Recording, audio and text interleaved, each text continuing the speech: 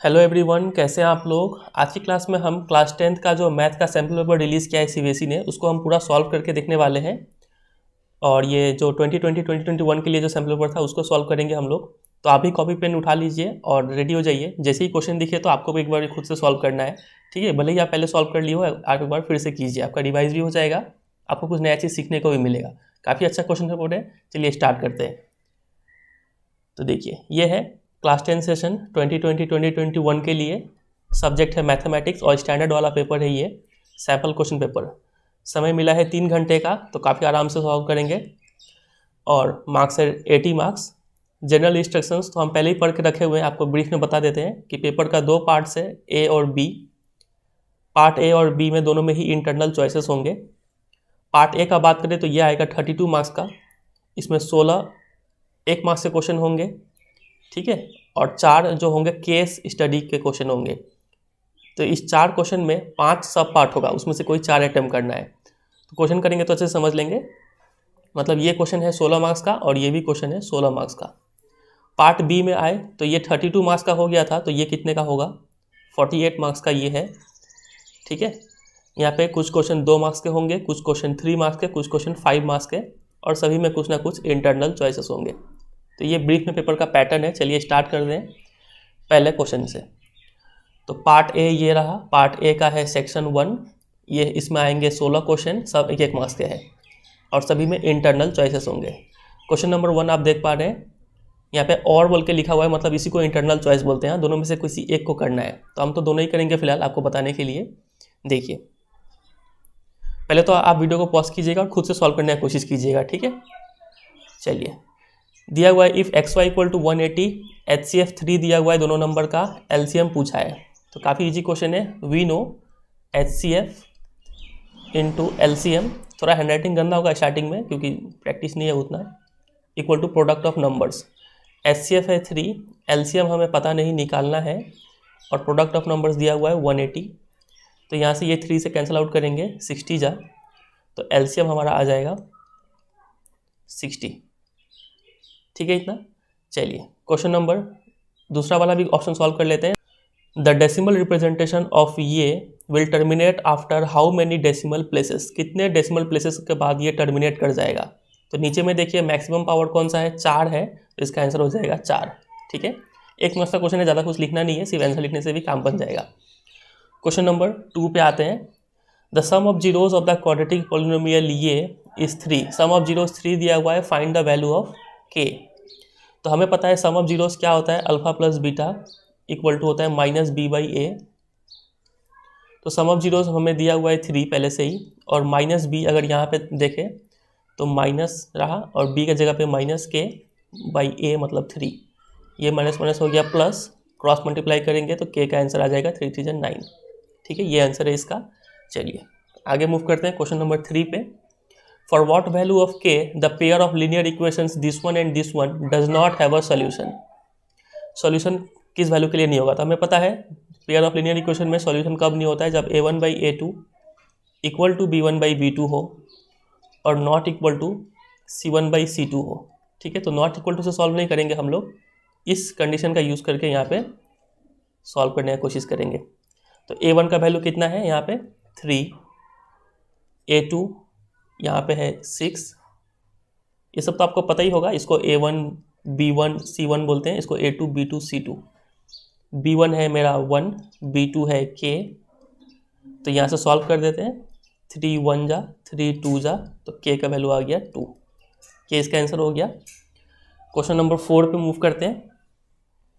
3 chairs and 1 table cost rupees इतना and 6 chair and 1 table cost rupees इतना from form linear equations to represent this situation. हमें equation बनाना है, सिर्फ solve नहीं करना है। तो बहुत ईजी सा है। लेट प्राइस ऑफ 1 चेयर लिख लेते हैं, let price of 1 chair equal to rupees x मान लेते हैं, और प्राइस ऑफ 1 टेबल पता ही है आपको क्या लिखने वाले हैं हम, rupees y।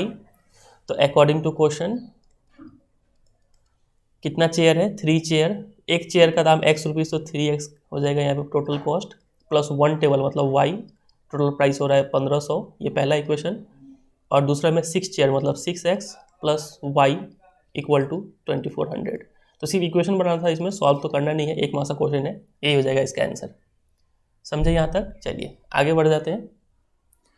Question number 5, which term of the AP this one is zero. कौन सा टर्म जीरो है? तो मान लेते हैं let nth term be zero. तो an जीरो हो जाएगा, इम्प्लाइज an का फॉर्मूला क्या होता है? a plus n minus 1 into D equal to zero.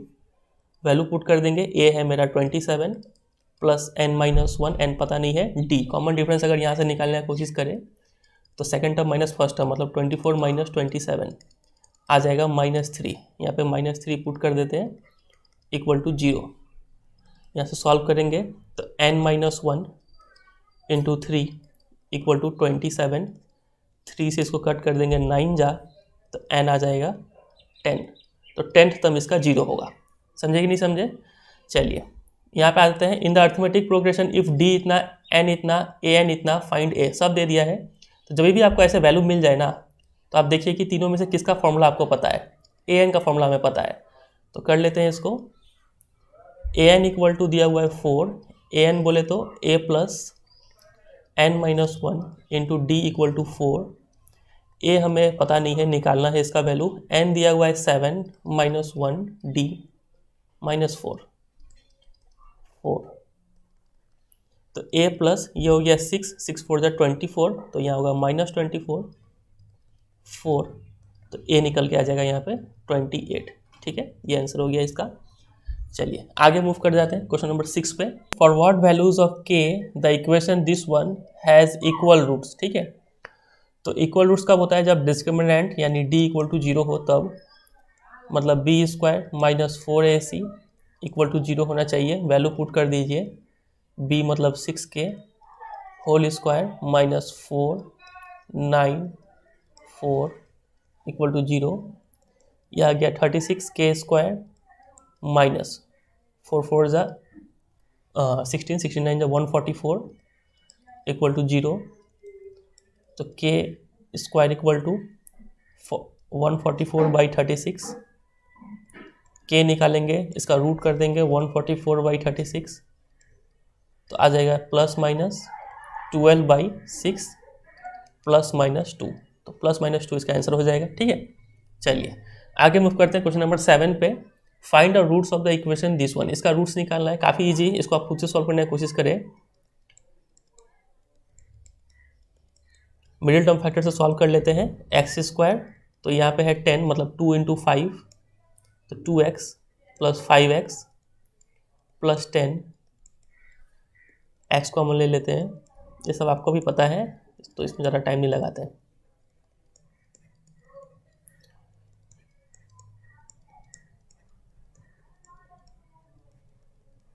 तो यहाँ से निकल के आ रहा है x इक्वल टू या फिर -2 या फिर -5, ये दो आंसर हो जाएगा। ठीक है, चलिए आगे मूव करते हैं इसमें।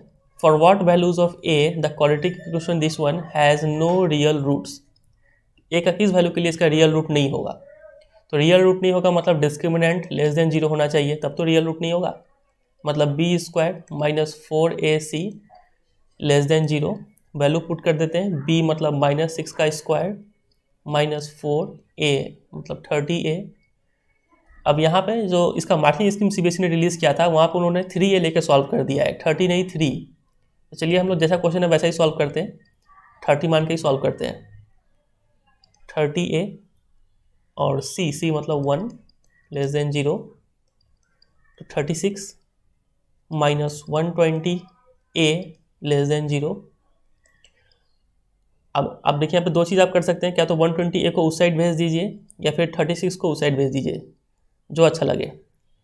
चलिए 36 को इधर ही रखते हैं, इसको उधर भेज देते हैं, तो ये उधर जाके 1 प्लस 120a हो गया। तो 36 बाई 120 लेस देन a, 12 का टेबल से काटिए, 12 3 जा 12 10 जा, तो क्या आ रहा है 0.3 लेस देन a। तो a का जो वैल्यू है वो मतलब इसको उल्टा करके लिखे तो a का तरफ से ऐसा खुला हुआ है ना, तो a ऐसा 0.3। तो ए का वैल्यू 0.3 से बड़ा होना चाहिए, तब ये नो रियल रूट्स देगा। समझे? चलिए आगे मूव करते हैं क्वेश्चन नंबर 8 पे। 8 में दिया हुआ है पी क्यू इक्वल टू 28, दिख रहा है आपको, ये है पी, ये है क्यू, ये पूरा 28 है यहाँ से यहाँ तक। Find the perimeter of P L M. P L M इसका पेरीमीटर चाहिए, मतलब हमें निकालना है P L plus P M plus L N. ठीक है, तो चलिए इसको करते हैं। मान लीजिए हम इसको हम x मान लेते हैं, इतना दूर को अगर हम x मानते हैं तो ये भी क्या हो जाएगा, x हो जाएगा। समझ रहे हैं बात का गहराई?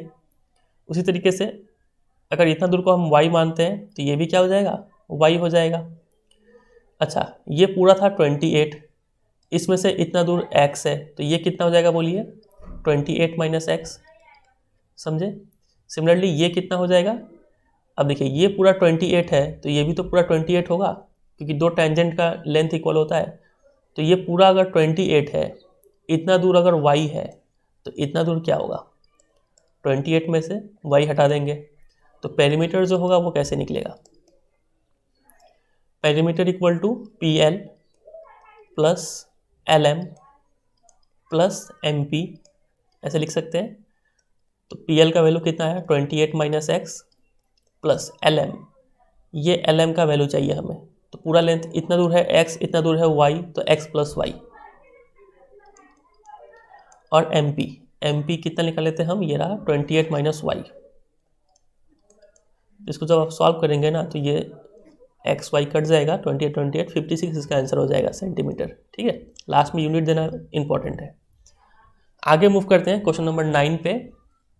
If two tangents are inclined at 60 degree are drawn to a circle of radius 3 centimeter, then find the length of tangent। दो टेंजेंट है, दोनों 60 डिग्री पे इंक्लाइंड है, तो एक सर्कल है और ये एक बाहर का मान लीजिए पॉइंट होगा कहीं, ये एक टेंजेंट, ये एक टेंजेंट, दोनों का एंगल दिया हुआ है 60 डिग्री। ठीक है, are drawn to a circle of radius 3, इस सर्कल का रेडियस दिया हुआ है 3, ये है 3 centimetre. Find the length of each tangent, तो हमें ये लेंथ चाहिए। तो एक एंगल पता है हमें और एक डिस्टेंस पता है, तो यहाँ पे हाइट एंड डिस्टेंस का फॉर्मूला लगने वाला है, ट्रिग्नोमेट्री लगने वाला है। ठीक है, तो यहाँ से एक हम बीच में लाइन ड्रॉ करेंगे और इस ट्रायंगल पे फोकस करेंगे। यहाँ पे ये है 90 डिग्री, ये है परपेंडिकुलर, ये है बेस, ये है हाइपोटेन्यूस इस ट्रायंगल में, और ये पूरा 60 डिग्री था। और हमें पता है ये दोनों ट्रायंगल अगर हम यहाँ से भी जोड़ दें तो ये दोनों ट्रायंगल कॉन्ग्रुएंट होते हैं, तो ये 30 हो जाएगा। ठीक है, आधा हो जाएगा इसका।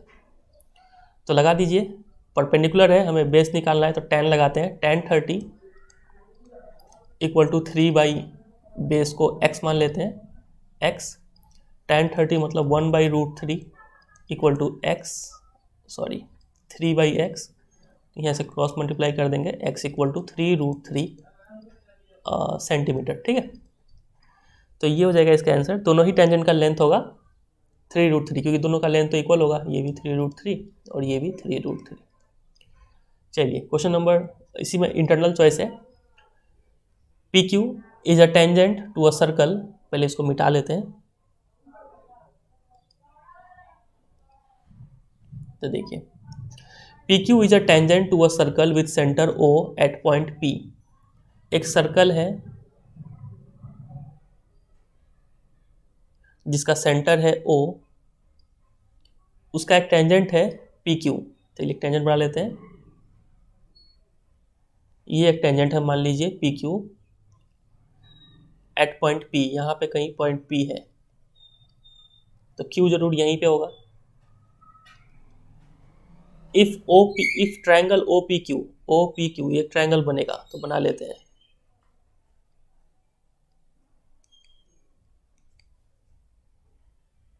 और वो भी कौन सा टाइप का ट्रायंगल बनेगा, राइट एंगल ट्रायंगल बनेगा। ठीक है, ये है 90 डिग्री।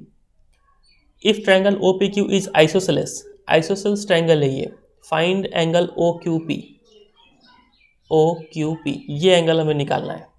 अब देखिए, राइट एंगल ट्रायंगल जब भी होता है ना, इसमें जो हाइपोटेन्यूस होता है वो हमेशा सबसे बड़ा होता है। तो आइसोसेलेस है तो मेरे को पता है कोई दो साइड इक्वल होगा, तो वो साइड ये तो नहीं होगा क्योंकि हाइपोटेन्यूज सबसे बड़ा होना है, मतलब इक्वल होने के लिए यही दो होगा, परपेंडिकुलर और बेस। तो इस ट्रायंगल में परपेंडिकुलर कौन सा है, ये है, और बेस है ये। इसका मतलब ये दोनों लेंथ इक्वल है। डायग्राम देख के नहीं लग रहा है, लेकिन सवाल का हिसाब से ये लेंथ और ये लेंथ इक्वल है, ठीक है, दोनों रेडियस। तो ये दोनों लेंथ इक्वल है, मतलब ये एंगल जितना होगा ये भी एंगल उतना ही होगा। अगर ये x है तो ये भी x होगा, और ये तो हमें पता है 90। तो 90 प्लस x इक्वल टू 180, यहाँ से x निकाल देंगे, आ जाएगा 45 डिग्री। तो ये इसका आंसर होगा, ठीक है। चलिए आगे मूव करते हैं, question number 10। In triangle ABC D and E are point on side AB and AC respectively. सबसे पहले एक ट्रायंगल बनाइए ABC,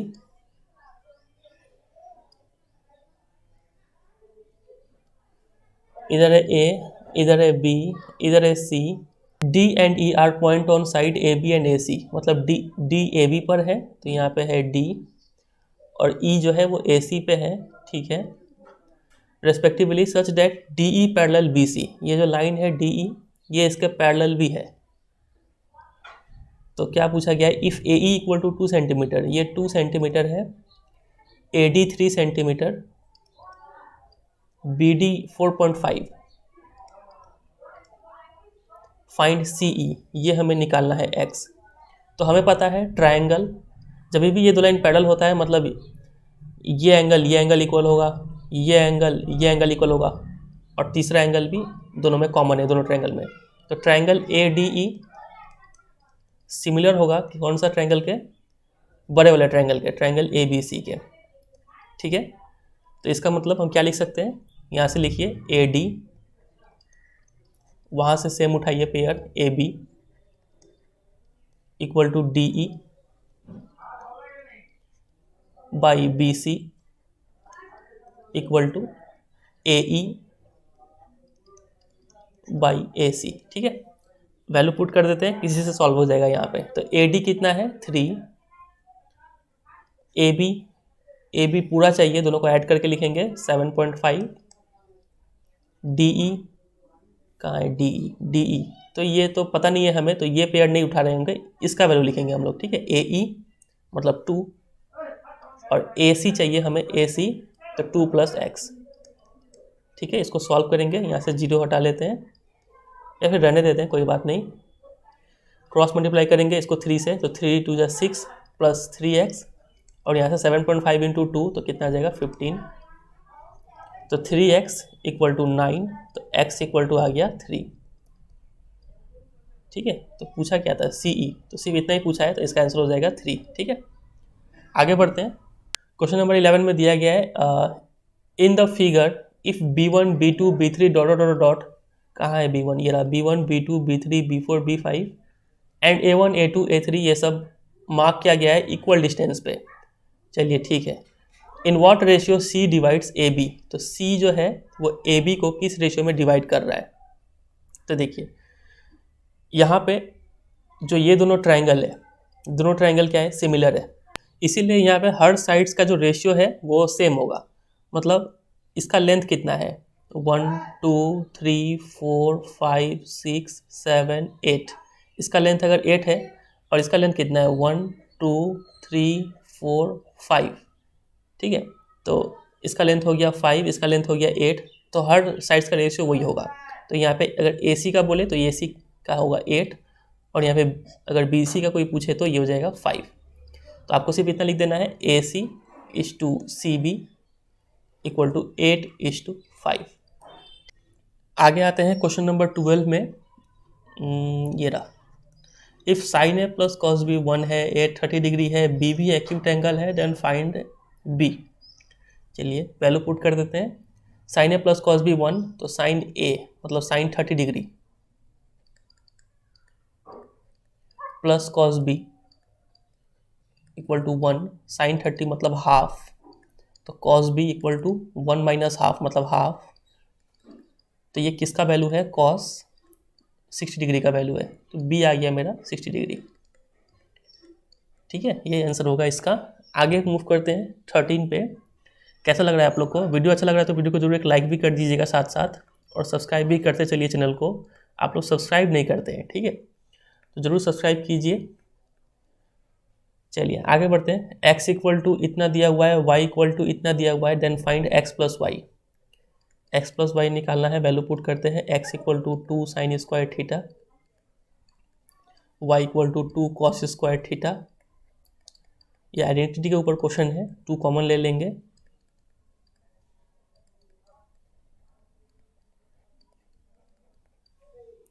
इसका वैल्यू तो पता है सबको 1, मतलब 2 इंटू 1 2 ही रहा, प्लस 1 3 आ गया आंसर इसका। ठीक है, 14 पे आते हैं। In a circle of diameter 42 centimetre, diameter दिया हुआ है 42 सेंटीमीटर, तो रेडियस निकाल लेंगे 21 centimetre. If an arc subtends an angle 60 degree at the centre where pi equal to इतना, what will be the length of the arc. मतलब बोला जा रहा है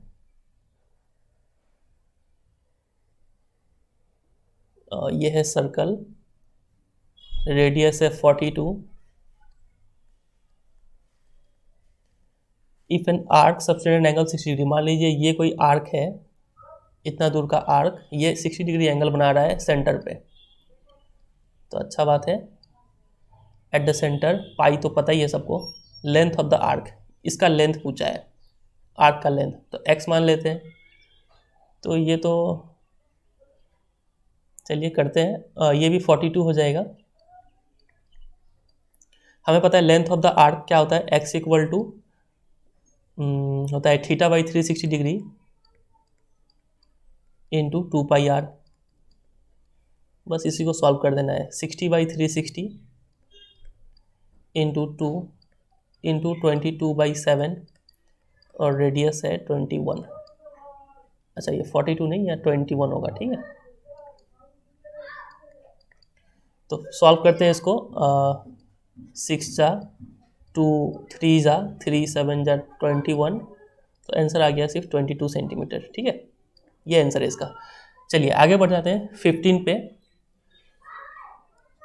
15 12 solid spheres of the same radii are made by melting, ये melting वाला question है।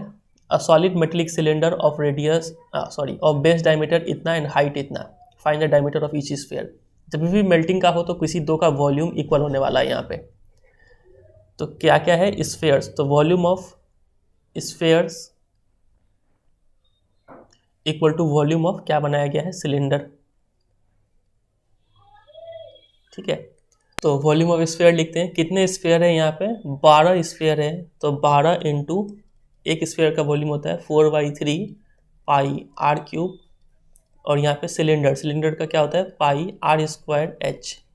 ठीक है, आर कैपिटल लिखे ताकि अलग अलग ये डिफ्रेंशिएट हो पाए। चलिए वैल्यू पुट करते हैं, यहाँ काट देते हैं। 3 4 जा 4 4 जा 16 पाई पाई, तो यहाँ पे भी पाई यहाँ पे भी पाई कैंसिल आउट हो गया, आर क्यूब आर स्क्वायर। तो सिलेंडर का रेडियस कितना है, डायमीटर है ये 2, तो रेडियस हो जाएगा 1 का स्क्वायर एच मतलब 16। ये 16 कैंसिल आउट हो गया, 1 का स्क्वायर 1 ही रहा, तो आर क्यूब इक्वल टू 1, मतलब आर कितना आ जाएगा, 1 का क्यूब रूट मतलब 1 ही आएगा। ठीक है, तो रेडियस हो गया 1। पूछा है find the diameter of each sphere, तो डायमीटर कितना हो जाएगा इसका डबल 2 सेंटीमीटर। ये आंसर हो गया इसका। ठीक है, चलिए आगे मूव करते हैं क्वेश्चन नंबर 16 पे। Find the probability of getting a doublet in a throw of a pair of dice. जब भी ये दिखे ना आपको पेयर ऑफ डाइस थ्रो किया गया है, तब आपको कुछ इस टाइप का सैम्पल इफेक्ट बना लेना है। ठीक है, ये टोटल कितना होता है 36 होता है। अब देखिए चूंकि यहाँ पे डबलेट पूछा गया, डबलेट मतलब 1 1 2 2 3 3 4 4 5 5 6 6, टोटल कितने डबलेट है 6 है, और आउट ऑफ टोटल कितने हैं 36। ठीक है, इसको कैंसिल करेंगे 1/6 हो जाएगा इसका probability of getting a doublet. ठीक है, ई कैसे का आप गेटिंग अ डबलेट भी लिख सकते हैं। और इसमें एक इंटरनल चॉइस है, find the probability of getting a black queen. Total queen कितने होते हैं 4, 2 रेड 2 ब्लैक, तो ब्लैक क्वीन तो 2 ही हुए ना। When a card is drawn at random from a well सफल पैक ऑफ 52 कार्ड्स, 52 में से 2 ब्लैक क्वीन है, तो प्रोबेबिलिटी हो जाएगा 2/52 मतलब 1/26। ठीक है, अब आते हैं सेक्शन 2 में। सेक्शन 1 हमारा खत्म हो गया है 16 क्वेश्चंस। सेक्शन 2 में है केस स्टडी बेस्ड क्वेश्चंस। ठीक है, ये सभी कंपलसरी है और इसमें 4 होंगे, मतलब ये क्वेश्चन नंबर 17 है तो इसमें 5 क्वेश्चन पूछे जाएंगे, तो इसमें से किसी 4 का आंसर देना है आपको, ठीक है। सब 1 मार्क्स का होंगे। चलिए केस बेस्ड 1 इसको करते हैं। सन रूम, क्या होता है सन रूम? देखें, the diagram show the plans for a sun room. ये एक सन रूम है, पता नहीं क्या होता है सन room. It will be build on to मतलब के ऊपर, ठीक है, the wall of a house, एक घर के दीवार पर ये बनने वाला है। The 4 walls of the sunroom are square clear glass panels. तो 4 वॉल है, 1 वॉल, 2 वॉल, 3 वॉल और इधर से 4 वॉल। ये स्क्वायर का है, square shape clear glass panel का है, ठीक है। मतलब ये इसको बोला जा रहा है, ठीक है। 1 2 3 4। The roof is made using 4 clear glass panel trapezium in shape. जो छत है, ये छत, ये कितने छत है? 1 2 3 4, चारों ट्रेपेजियम शेप का ग्लास से बना हुआ है। और 1 tinted glass panel half a regular octagon in shape. और ये जो है glass panel half a octagon. Octagon में कितना साइड होता है? 8, तो ये 4 साइड का, ठीक है। इसको नहीं गिन रहे, 4 साइड का एक रेगुलर ऑक्टागोन का शेप का है ये छत। चलिए काफ़ी कॉम्प्लिकेटेड लग रहा है, देखते हैं क्या है पूछा गया। पहले सब इंक इरेज कर देते हैं। अब यहाँ पे आप अगर ध्यान से देखें तो ये ग्राफ पेपर बना हुआ है। यहाँ पे ओरिजिन है O, और थोड़ा मोड़ा नॉइज़ आ रहा होगा बाहर से, लेकिन उसको इग्नोर कीजिएगा, ठीक है। ये है एक्स एक्सिस, यहाँ पे हमें दिख रहा है, ठीक है, ये वाला। और ये है वाई एक्सिस, ये वाई एक्सिस है। यहाँ पे स्केल दिया हुआ है 1 सेंटीमीटर 1 मीटर के बराबर है। तो 1 सेंटीमीटर आप देख पा रहे हैं, मतलब 2 स्क्वायर बॉक्स 1 मीटर वो रिप्रेजेंट कर रहा है, ठीक है। 1 सेंटीमीटर, ग्राफ का 1 सेंटीमीटर ओरिजिनली 1 मीटर रिप्रेजेंट कर रहा है। ये वाला है टॉप व्यू, ऊपर से देखेंगे तो आपको सिर्फ छत दिखेगा, 4 ट्रेपेजियम शेप का और एक हाफ और रेगुलर ऑक्टागोन। और ये है फ्रंट व्यू, FRONT, काफ़ी प्रिंटिंग मिस्टेक है।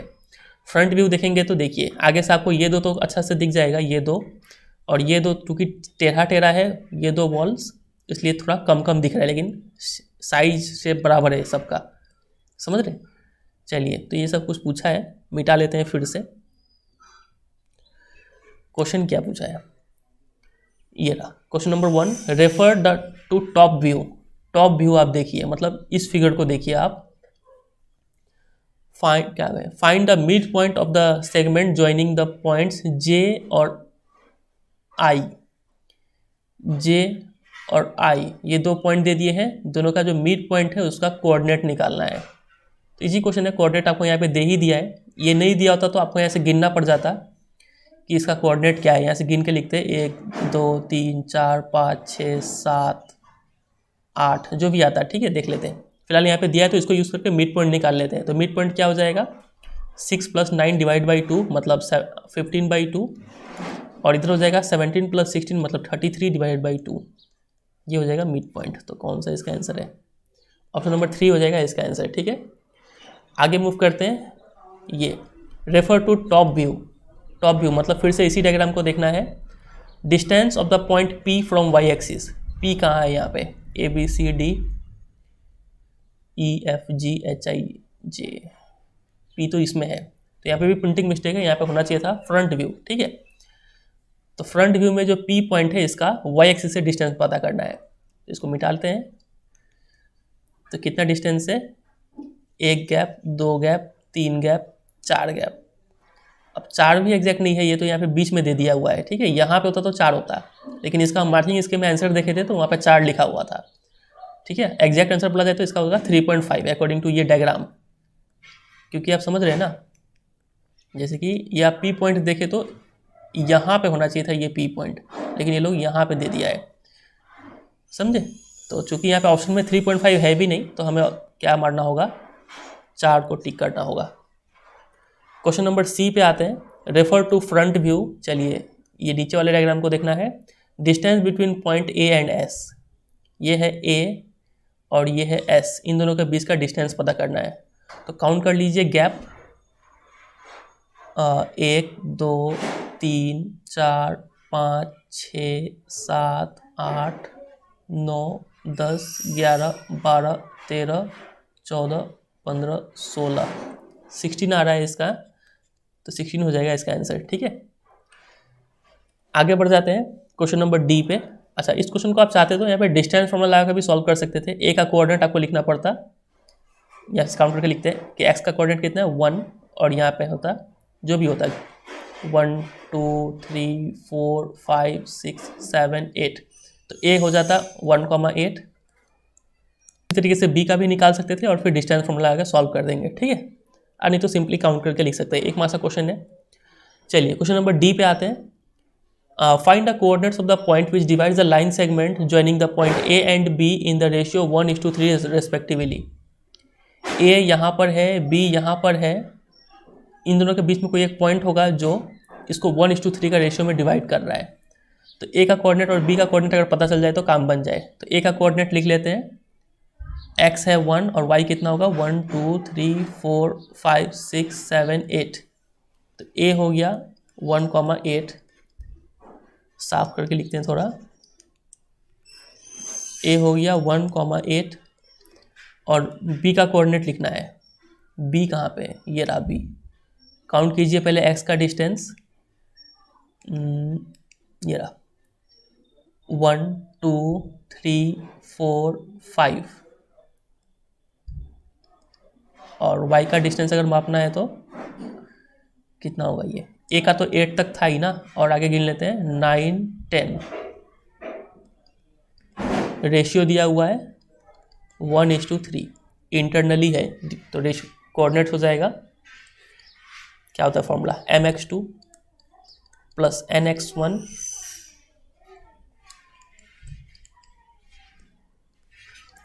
Divided by m plus n, और यहाँ पे my2 plus ny1 divided by m plus n।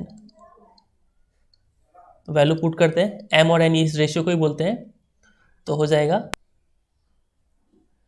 1 × 5 5, 3 × 1 3 divide by 1 plus 3, और यहाँ पे 1 × 10 मतलब 10, फिर 3 × 8 24 डिवाइड बाई 1 प्लस 4 1 प्लस 3, तो ये कितना आ रहा है 8/4 मतलब 2, और यहाँ पे आ रहा है 34/4।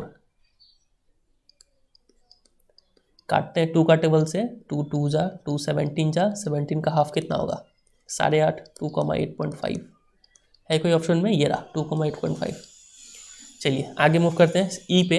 अब ये ऑप्शनल है, ठीक है, कोई 4 ही करना था, तो चलिए हम आपको भी ये सॉल्व करके दिखाते हैं। Refer to front view, point P point x, y is equidistant from q and s, then, तो ये पॉइंट को अगर हम p मान ले तो ये p से q का डिस्टेंस और p से s का डिस्टेंस बराबर है, ठीक है, इक्वी डिस्टेंट बोला है। पी क्यू डिस्टेंस निकालते हैं, under root x minus 9 whole square plus y minus 8 whole square, under root यहाँ पे हो जाएगा x minus 17 whole square y minus 8 whole square. अब ये y माइनस 8 यहाँ पे भी दोनों तरफ कैंसिल आउट हो जाएगा, तो स्क्वायरिंग बोर्ड साइड करके रूट हटा दिए सबसे पहले। अब इसका स्क्वायर खोल रहे हैं, X square minus 18x plus 81, और ये पूरा कट गया, ये इधर बच रहा है x square minus 34x plus 289। यहाँ पे एक्स स्क्वायर कट गया क्योंकि एक्स तो 0 है नहीं। अब यहाँ से x को सॉल्व करते हैं, इधर लाइए इसको, 34 में से 38 गया तो कितना बचेगा 19 बचेगा कि कुछ और बचेगा। चलिए लाते हैं 34x माइनस 18x, वहाँ पे 289 माइनस 81, इसको घटाइए, 14 में से 8 गया 6 और 1 16 बचा, उधर बचेगा 1 नहीं, 9 में से 1 गया तो 802।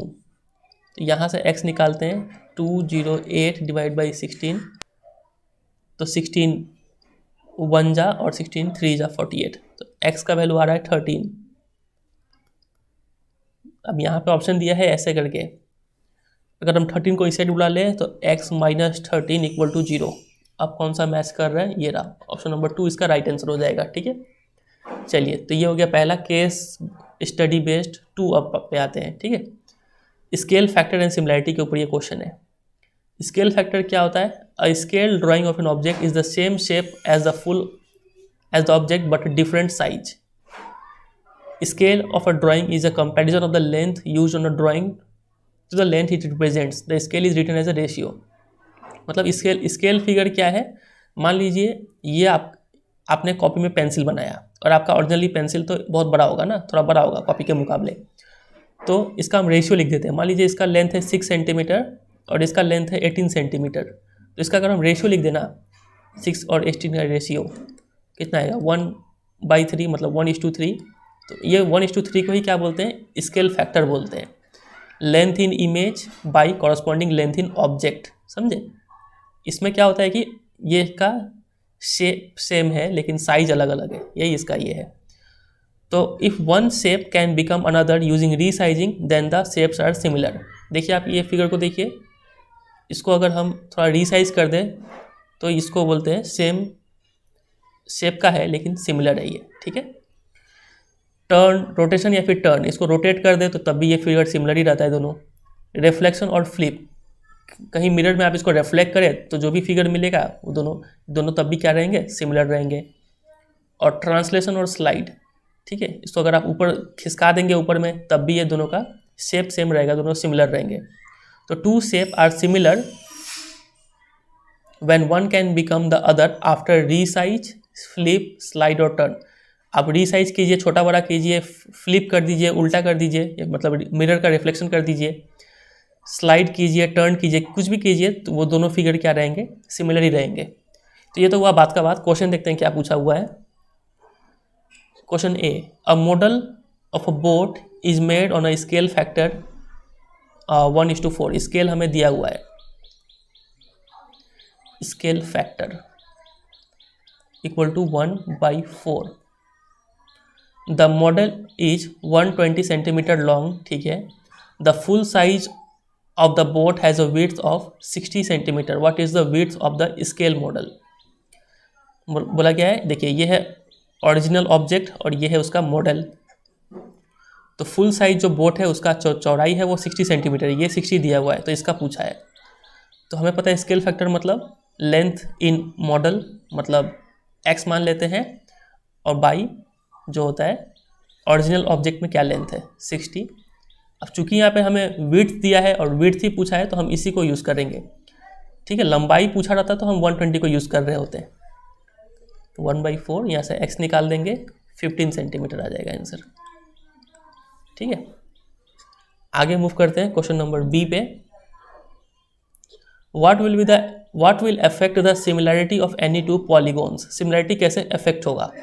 दे आर फ्लिप्ड हॉरिजेंटली, फ्लिप कीजिए तो सिमिलैरिटी चेंज नहीं होता है। They are dilated by a scale factor, scale factor change कर दे रहे हैं तब क्या होगा? मतलब छोटा बड़ा कर रहे हैं तब भी तो सेम ही रहेगा, सिमिलैरिटी सेम रहेगा। ट्रांसलेटेड डाउन, स्लाइड कीजिए तभी भी सिमिलैरिटी चेंज नहीं होता है। They are not the mirror image of one another, अगर दो मिरर इमेज सेम नहीं हो पा रहा है दोनों का तब ये क्या होगा? सिमिलैरिटी नहीं होगा। ये इसका आंसर हो जाएगा। ठीक है, थोड़ा समझ के इसको आंसर देना था। चलिए आगे मूव करते हैं क्वेश्चन नंबर सी पे। If 2 similar triangles have a scale factor a and b, which of the statement regarding 2 triangles are true? अब देखिए जब भी 2 ट्रायंगल का स्केल फैक्टर मतलब साइड्स का रेशियो दिया हुआ है 2 सिमिलर ट्रायंगल का, इसका मतलब उसका पेरीमीटर या फिर ऑल्टीट्यूड सबका रेशियो सेम होता है। तो रेशियो ऑफ पेरीमीटर इतना दिया है 3a/b, लेकिन ये है a/b, तो ये नहीं होगा। a/b ये रहा। ऑल्टीट्यूड का रेशियो सेम होता है, ये आपको पता होना चाहिए। ऑप्शन नंबर 2 राइट आंसर होगा।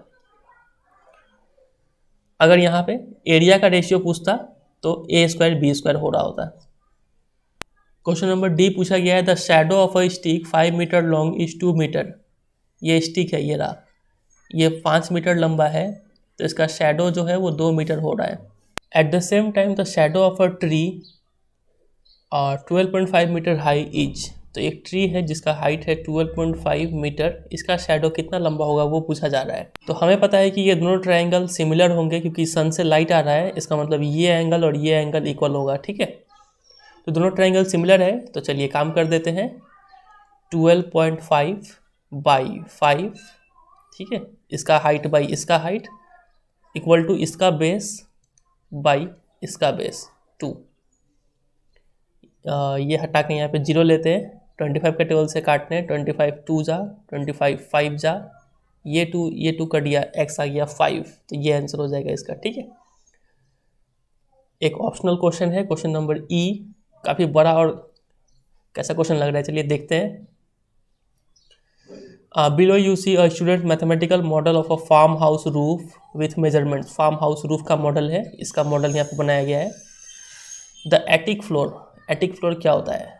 ए B C D in the model, A B C D, इसको एटिक फ्लोर बोल रहे हैं। ठीक है, the beams that support the roof are the edges of a rectangular prism. ठीक है, ये देखिए, मतलब E F G H K L M N, E F G H K L M N, ये एक रेक्टेंगुलर प्रिज्म है, ये figure. ठीक है, रेक्टेंगुलर प्रिज्म है, तो इसका जो बीम्स है वो रूफ को सपोर्ट कर रहा है। ठीक है, E is the middle of A T, E जो है मिड पॉइंट है ए टी का। ठीक है, F is the middle of B T, F mid point है बी टी का। उसी तरीके से जी मिड पॉइंट है टी सी का, और एच मिड पॉइंट है। चलिए ठीक है, सब मिड पॉइंट है बताया गया है। All the edges of the pyramid in the model have length 12 metre. एक बार सब मिटा के साफ कर लेते हैं पहले, फिर समझते हैं। तो इसका जो सभी एजेस है वो 12 मीटर है। ये लेंथ हो गया 12, ये भी हो गया 12, इसी तरीके से ये भी 12 और ये भी 12, और इसका जो बेस है ये सब भी क्या है 12 12 12 12। तो पूछा गया है what is the length of E F where E F is one of the horizontal edges of the block. E F का लेंथ पूछा है, तो देखिए आप सिर्फ ये ट्रायंगल पर फोकस कीजिए। इधर है टी, इधर है ए और इधर है ई, तो टी ए, ये बी है लग रहा है। ठीक है, बी, तो यहाँ पे ई और एफ है, और ई और एफ हमें पता है कि मिड पॉइंट है। तो ये तो बेसिक प्रोपोर्शनलिटी थ्योरम है, फिर थेल्स थ्योरम लग जाएगा यहाँ पे। तो ये 12 है, तो ई एफ का लेंथ कितना हो जाएगा 6, इसका हाफ। ठीक है, आंसर हो जाएगा इसका 6। आगे मूव करते हैं, जैसे जैसे आगे मूव कर रहे हैं वैसे वैसे खतरनाक क्वेश्चन आते जा रहा है। इसमें जो केस स्टडी बेस्ड क्वेश्चन दिए गए हैं वो थोड़े डिफिकल्ट डाले गए हैं। अब ये देखिए, applications of parabolas, highway, overpass या फिर अंडरपास, क्या लिखा हुआ है कुछ समझ में नहीं आया, जो भी है। Highway underpass is parabolic in shape, ये लाइन से हमें मतलब है, ये जो पैराबोला शेप आपको दिख रहा है हाईवे अंडरपास, ये पैराबोला शेप का होता है।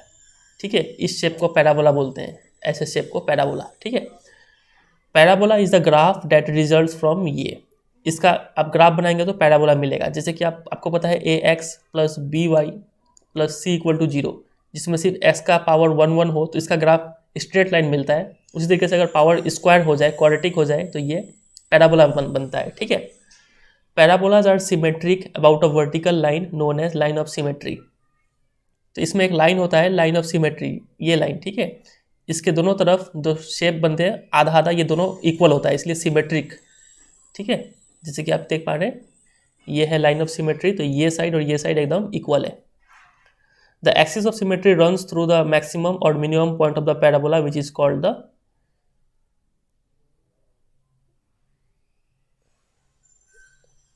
द, अच्छा यहाँ पे दिया गया है which is called the vertex.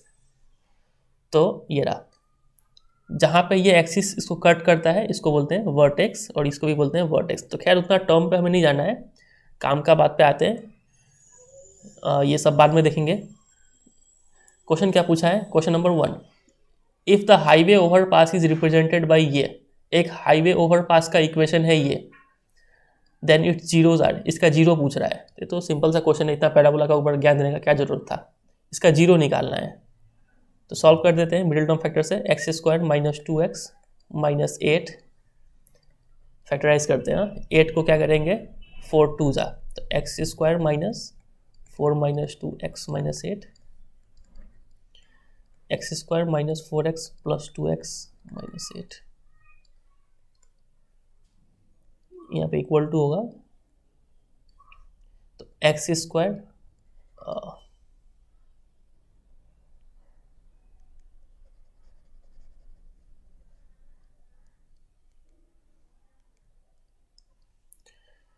x common लेते हैं, x माइनस 4, 2 कॉमन लेते हैं, x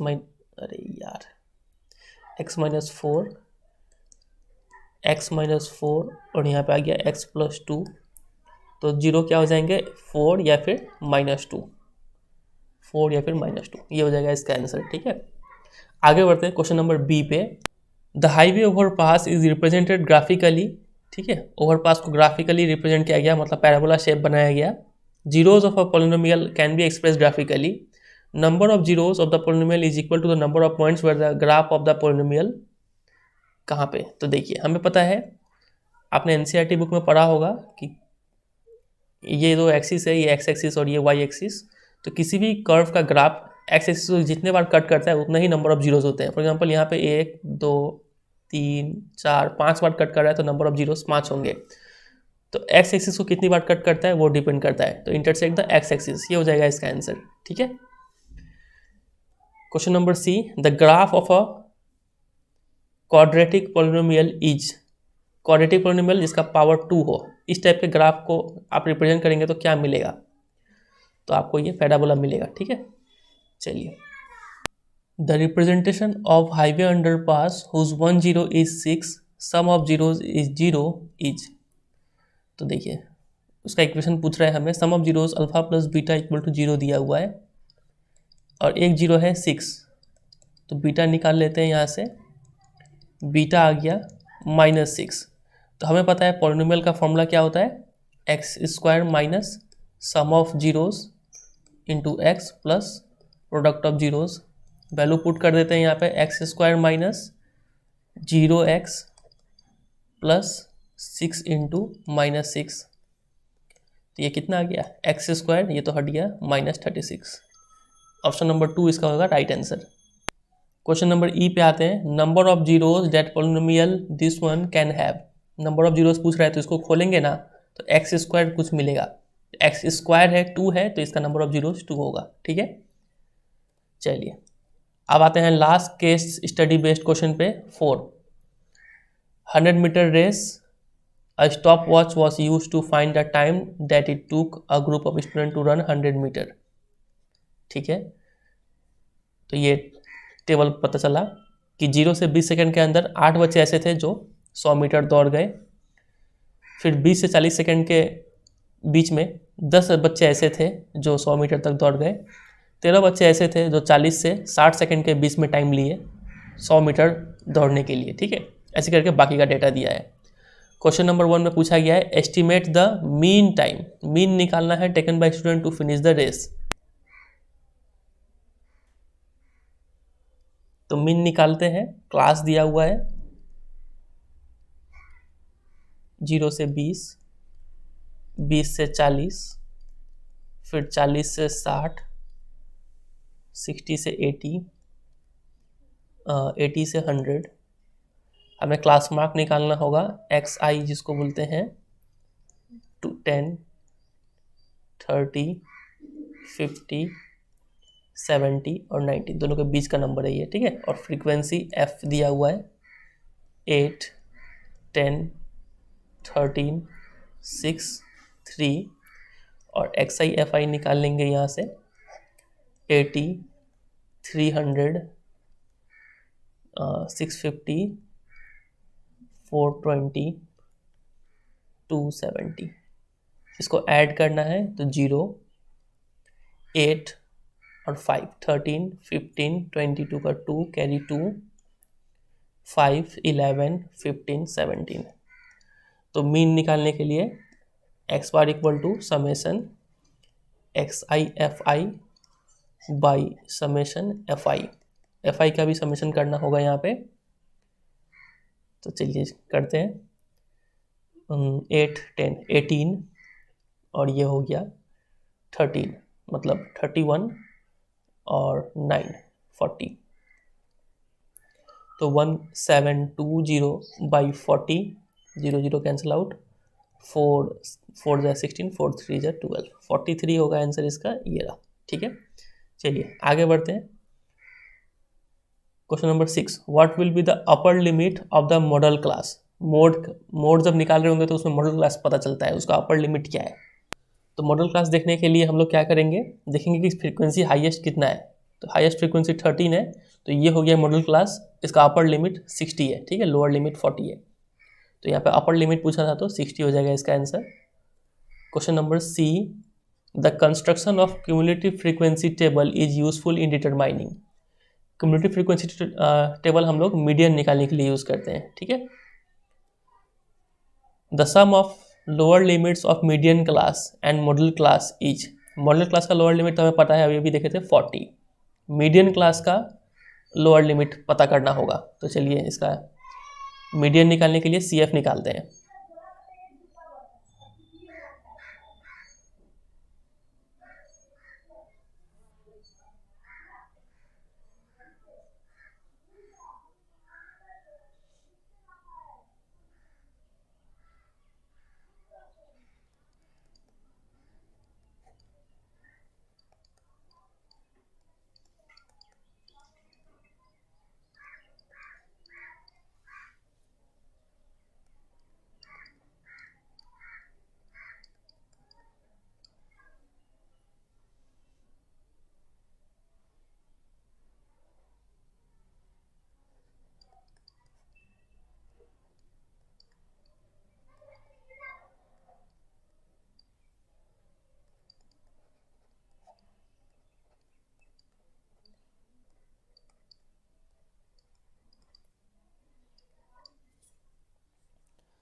तो देखिए मीडियन निकालना है तो हम लोग क्या करते हैं, n/2 करते हैं। n/2 कितना है, 40/2 आ गया 20। 20 किस में इंक्लूडेड होगा, इसमें। तो ये हो गया मीडियन क्लास, इसका भी लोअर लिमिट है 40।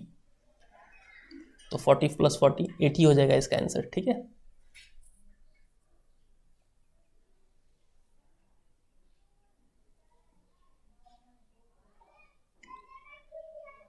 Question number E, how many student finish the race within 1 minute. 1 minute के अंदर कितने बच्चे ऐसे थे जिन्होंने रेस फिनिश कर लिया। 1 मिनट मतलब 60 सेकंड के अंदर। तो ये सबको प्लस करना है, कितना आया था 31 होगा इसका आंसर। तो इसी के साथ पार्ट ए खत्म हो गया। अब आते हैं पार्ट बी में। पार्ट ए का जो केस स्टडी बेस्ड क्वेश्चन जो था वो काफ़ी खतरनाक था। पार्ट बी में उम्मीद करते हैं कुछ राहत मिलेगा। कंपलसरी है सभी क्वेश्चन, इंटरनल चॉइसेस होंगे। 21, 3 bells ring at an interval of 4, 7 and 14 minutes. All 3 bells rang at 6 a.m. When the 3 bells will the ring together next? When the 3 bells will the ring together? कुछ तो यहाँ पे गड़बड़ लग रहा है ना ग्रामर। चलिए कोई बात नहीं, मैथ करते हैं। तो देखिए जब भी ये बेल वाला क्वेश्चन है, ये सब एक बेल बजता है 4 मिनट पे, एक बेल बजता है 7 मिनट पे और एक बेल बजता है 14 मिनट पे। 6 बजे एक साथ बजे थे, तो नेक्स्ट एक साथ कब बजेंगे। तो आपको सीधा क्या करना है, एलसीएम निकाल लेना है। 4 का प्राइम फैक्टरेशन करें तो 2², 7 का प्राइम फैक्टरेशन करें तो 7 ही रहेगा, और 14 का प्राइम फैक्टरेशन करें तो 2 × 7, ठीक है।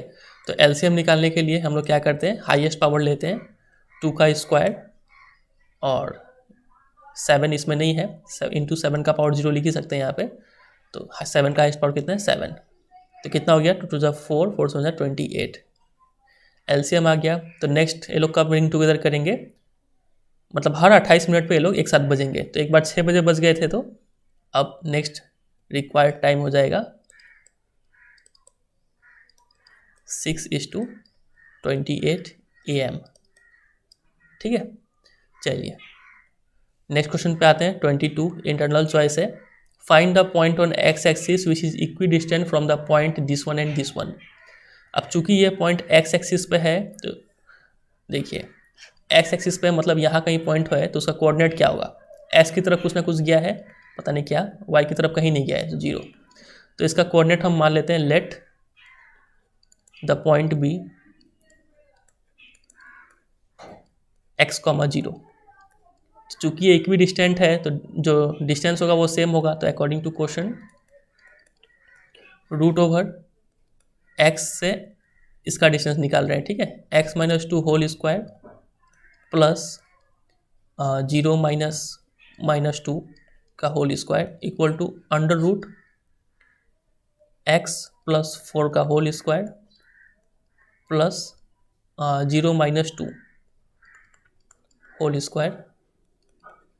सॉल्व करते हैं इसको, x² minus 4x plus 4 equal to x square plus 8x plus 16 plus 4।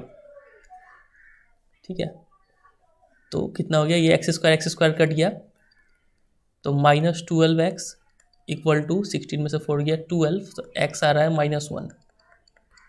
तो पॉइंट क्या हो जाएगा, देयरफॉर रिक्वायर्ड पॉइंट इज -1,0। ठीक है, कैलकुलेशन देख लीजिएगा, कुछ गड़बड़ हुआ होगा तो आप देख लेंगे आप। यहाँ पे आते हैं, P और Q आर 2 पॉइंट्स। ठीक है, find a coordinate of point R on PQ such that PQ equal to 2QR। तो चलिए इसको सॉल्व करते हैं। PR लिया है तो R का कोऑर्डिनेट हम मान लेते हैं x, y। तो चलिए PR डिस्टेंस निकालते हैं, तो अंडर रूट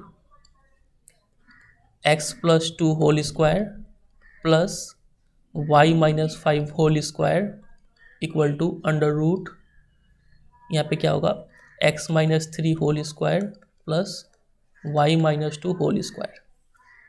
अच्छा, यहाँ पे QR ठीक है, और आगे 2 भी है। स्क्वायरिंग बोथ साइड करते हैं, X square plus 4x plus 4 Y square minus 10y plus 25 equal to 4 यहाँ पे होगा, यहाँ पे x square 6x 9 Y square. अब इसको अगर आप इस तरीके से सॉल्व करने लग गए ना, तो ये आपका आंसर नहीं आएगा, क्योंकि यहाँ पे आप देख रहे हैं कि यहाँ पे आप फंसते जाएंगे। आप एक्स स्क्वायर वाई स्क्वायर कटेगा नहीं यहाँ पे इस साइड से, ठीक है, क्योंकि यहाँ पे 4 है, तो ये आगे आप सॉल्व भी नहीं कर पाएंगे। तो इसको हमें ये मेथड अप्लाई नहीं करना है, कुछ दूसरा मेथड से करना होगा। तो कुछ देखिए, इसको अलग से यूज़ करते हैं। PR equal to 2QR। अगर हम यहाँ पे रेशियो निकालें PR बाई QR का, तो ये आ जाएगा 2/1। मतलब ये अगर लाइन है, मान लीजिए ये अगर P है यहाँ पे और ये अगर Q है, बीच में अगर R है, तो PR ये है 2:1 हो जा रहा है। P का कोऑर्डिनेट है -2,5, Q का कोऑर्डिनेट है 3,2। ऐसे इजीली सॉल्व हो जाएगा। तो R इक्वल टू हो जाएगा mx2 plus nx1, section formula जो बोलते हैं, बाई m प्लस n, यहाँ पे भी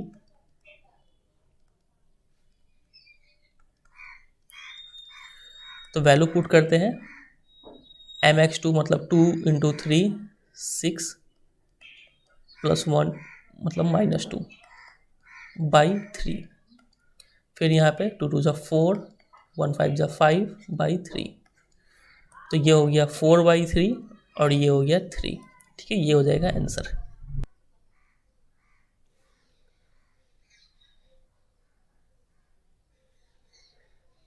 question number 23, find a quadratic polynomial whose zeros are this one and this one. Quadratic polynomial है, तो चलिए सम ऑफ जीरोज निकाल लेते हैं, अल्फा प्लस बीटा, तो ये कट जाएगा, 10 आ जाएगा। प्रोडक्ट ऑफ जीरोज निकालेंगे तो a plus B minus B का फॉर्मूला रहेगा, मतलब 25 माइनस 9 2 = 18 आएगा कितना, 7। तो पोलिनोमियल जो होगा वो होगा required polynomial equal to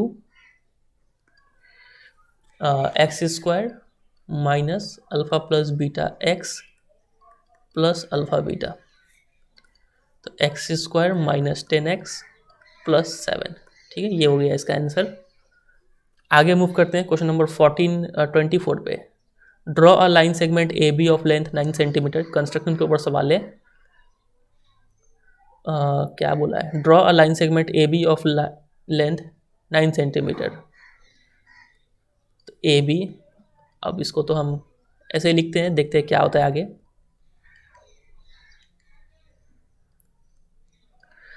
with A and B as centre draw circle of radius 5 centimetre and 3 centimetre. Compass से 5 नाप के यहाँ पे एक सर्कल बना देना है आपको इस तरीके से, और यहाँ पे 3 माप के एक सर्कल बना देना है बी पे। Construct tangents to each circle from the centre of the other circle. तो इस पॉइंट से यहाँ पे एक टेंजेंट बनाना है इस सर्कल को और इधर पे, ठीक है, और इस पॉइंट से इस सर्कल के लिए टेंजेंट बनाना है। तो ये एनसीईआरटी का क्वेश्चन है, आप इसको इजीली कर पाएंगे, ठीक है। कैसे करना है आपको पता ही है। सबसे पहले इस ए बी लाइन का परपेंडिकुलर बाइसेक्टर बनाएंगे, ठीक है, गलत बन गया, चलिए कोई बात नहीं। अब ये जहाँ पे कट कर रहा है ये पॉइंट पे, इसको सेंटर बना के, इसको सेंटर मान के एक सर्कल बनाएंगे, ठीक है। तो ये जहाँ पे कट कर रहा है ये पॉइंट और ये पॉइंट को ऐसे जोड़ देना है स्केल से। फिर यहाँ पे जहाँ पे कट कर रहा है ये सर्कल इस सर्कल को, तो ऐसे जोड़ देना है इसको। सिमिलरली यहाँ पे भी इसको इससे जोड़ देना है और इसको इससे जोड़ देना है, ठीक है। चलिए आगे मूव करते हैं 25 पे। इफ़ tan a का वैल्यू दिया है, फाइंड इतना बड़ा चीज़ 1/sin a plus 1/cos a। तो tan a दिया है, मतलब ट्रायंगल छोटा सा बनाते हैं। ये अगर 3k है, ये अगर 4k है, तो ये 3 4 ये 5 होता है, मतलब पाइथागोरस से लगा के निकालेंगे। तो देखिए tan a इक्वल टू 3/4। अगर यहाँ पे हम sin a का वैल्यू निकालें तो sin a क्या हो जाएगा, ये 5 के डायरेक्ट नहीं लिखेगा, आप निकाल दीजिएगा √3k का होल स्क्वायर प्लस 4k का होल स्क्वायर, सॉल्व करेंगे आ जाएगा 5k, ठीक है। तो p/h मतलब 5k/3k, तो 5/3 और cos a निकालेंगे तो a कहाँ पे है इस ट्रायंगल में, यहाँ पे। cos a निकालेंगे तो 4k/5k, ये गलत हो गया ना, p/h मतलब 3k/5k, 3/5 और यहाँ पे 4k/5k, तो आ जाएगा 4/5। निकालना है 1/sin a plus 1/cos a। sin a का उल्टा मतलब 5/3, cos a का उल्टा मतलब 5/4। एलसीएम ले लेंगे यहाँ पे 12, 20, 15, 35/12 कैंसिल आउट होगा नहीं, ये इतना आंसर रहेगा ये, ठीक है। इस फिगर में देखिए √3 sin theta minus cos theta equal to 0, find the value of theta. तो चलिए √3 sin theta minus cos theta equal to 0, यहाँ पे cos थीटा को उस साइड भेजते हैं। इजी क्वेश्चन है ये तो। यहाँ पे sin theta by cos theta equal to 1/√3, tan theta equal to 1/√3 को लिख सकते हैं tan 30। तो थीटा जो है, थीटा आ रहा है 30 डिग्री, ठीक है। चलिए question number 26। In the figure quadrilateral ABCD is circumscribing a circle with centre O। तो एक क्वाड्रिलेटरल है, A B कहाँ है, इधर कहीं पे होगा, B C और D। ये क्वाड्रिलेटरल है जो सर्कल को सर्कमस्क्राइब कर रहा है, मतलब बाहर से घेर रहा है। सर्कल का सेंटर O है, AD परपेंडिकुलर AB, ये यहाँ पे 90 डिग्री है। इन radius of in circle is 10, ये रेडियस 10 दिया है। वैल्यू ऑफ x, ये x चाहिए हमें। तो डायग्राम को पहले साफ करते हैं। तो देखिए ये x निकालना है हमें। चलिए यहाँ से शुरू करते हैं C से। ये 27 है, तो ये टेंजेंट यहाँ तक, ये भी होगा 27, ठीक है। और ये पूरा यहाँ तक 38 है, तो ये निकाल लेंगे आराम से। मतलब ये क्या था मेरा, B था ना, BQ, B ये क्या है, Q है। तो BQ इक्वल टू 38 माइनस 27 आ जाएगा कितना, 8 और 3 11। तो ये हो गया 11। तो अब देखिए ये पॉइंट से ये दो टेंजेंट है, तो ये भी हो जाएगा 11। समझ रहे हैं बात का गहराई। एक बार मिटाते हैं फिर से। देखिए अभी हमें पता चल गया कि ये BQ 11 है, उसी तरीके से ये भी 11 होगा क्योंकि टेंजेंट का लेंथ इक्वल होता है। और ये 10 है, ये परपेंडिकुलर है, ये भी तो रेडियस है, ठीक है ना। और ये तो 90 डिग्री हमेशा बनाता है, तो ये समझ रहे हैं, ये एक स्क्वायर का काम कर रहा है यहाँ पे, तो ये भी हो जाएगा 10। तो ये पूरा चाहिए मेरे को, इतना दूर है 10, इतना दूर है 11, तो 10 + 11 21। ठीक है, तो बात करेंगे इसको लिखेंगे कैसे एग्जाम में, तो ऐसे लिखेंगे, देखिए सबसे पहले लिखेंगे जो सी क्यू है वो कितना आ रहा है, आर सी के बराबर आ रहा है, मतलब सी क्यू आ गया 27। रीजन क्या दे देंगे यहाँ पे, length of tangents drawn from a point to a circle are equal. ठीक है, वो सब जाएगा यहाँ पे। फिर यहाँ पे हम निकाल लेंगे, ये था बी क्यू इक्वल टू 38 - 27 आ जाएगा 11। ठीक है, और ए पी हमें पता है 10 सेंटीमीटर, तो देयरफॉर निकालना है A B equal to A P plus P B, तो ए पी है 10। अच्छा, यहाँ पे हमने बी क्यू निकाला था 11, तो यहाँ पे एक लाइन और ऐड करेंगे, implies P B equal to 11, bracket में रीजन देंगे सिंस बी क्यू और पी बी इक्वल है length of tangent drawn from a circle, length of tangent drawn from a point to a circle are equal. ठीक है, तो ये 10 + 11 आ जाएगा 21, ये आंसर हो जाएगा इसका। ठीक है, अब आते हैं क्वेश्चन नंबर 27 पे। काफ़ी इजी और इम्पोर्टेंट क्वेश्चन है। प्रूफ करना है 2 - √3 इरेशनल है और गिवन है कि √3 इरेशनल होता है। तो जब भी इरेशनल प्रूफ करने वाला सवाल हो तो इसको हम लोग कॉन्ट्राडिक्शन मेथड से सॉल्व करते हैं। मान लेते हैं लेट, हमें प्रूफ क्या करना है, इरेशनल, तो हम इसको मान लेंगे लेट ये जो नंबर है ये रैशनल है, लेट 2 - √3 इज रैशनल। ठीक है, अब चूंकि ये रैशनल है तो हम इसको a/b के फॉर्म में एक्सप्रेस कर सकते हैं, लेट 2 - √3 इक्वल टू a/b, जहाँ पे a और b क्या है, इंटीजर्स है और को प्राइम है, a, b आर को प्राइम मतलब ये और आपस में नहीं कटेंगे। एंड एक और कंडीशन है b should not be equal to 0। ठीक है, अब यहाँ से क्या करेंगे, √3 का वैल्यू निकालेंगे, तो √3 का वैल्यू आएगा 2 - a/b, मतलब √3 इक्वल टू 2b - a/b। ठीक है, यही आएगा।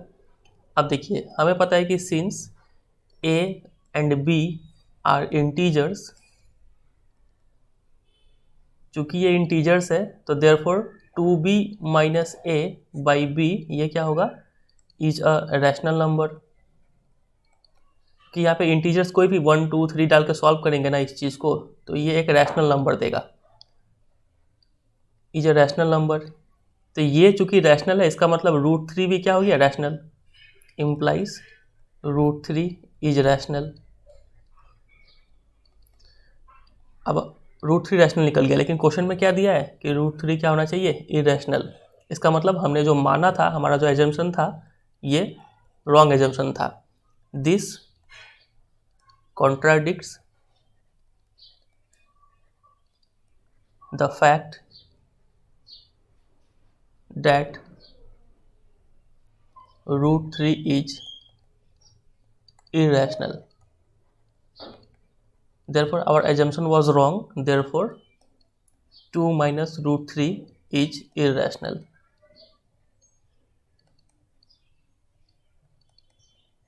ठीक है, ऐसे करके ये प्रूव होगा। काफ़ी इंपॉर्टेंट यही फिक्स पैटर्न है, कुछ भी यहाँ पे क्वेश्चन आ जाए तो इसी टाइप से आपको सॉल्व करना होता है। चलिए question number 28, if one root of the quadratic equation this one is इतना, find the value of p and other root. तो देखिए एक रूट दे दिया है ये, अब चूंकि एक रूट दे दिया है तो ये इसको सेटिस्फाई करेगा, तो 3 इसको पुट कर देते हैं अकॉर्डिंग टू क्वेश्चन।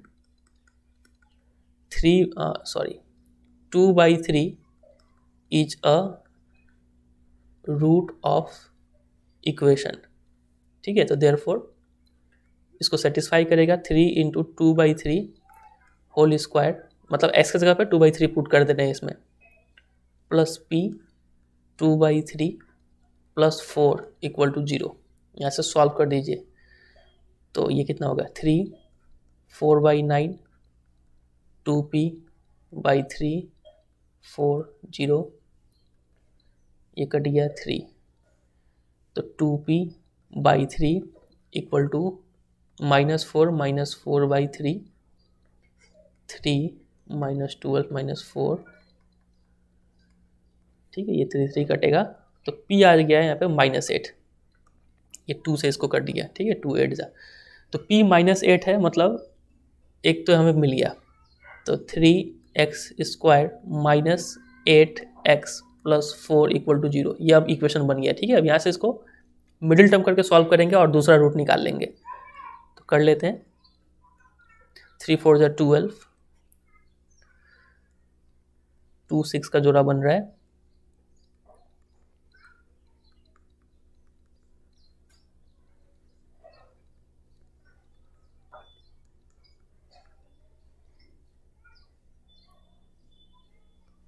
कुछ गड़बड़ हुआ क्या?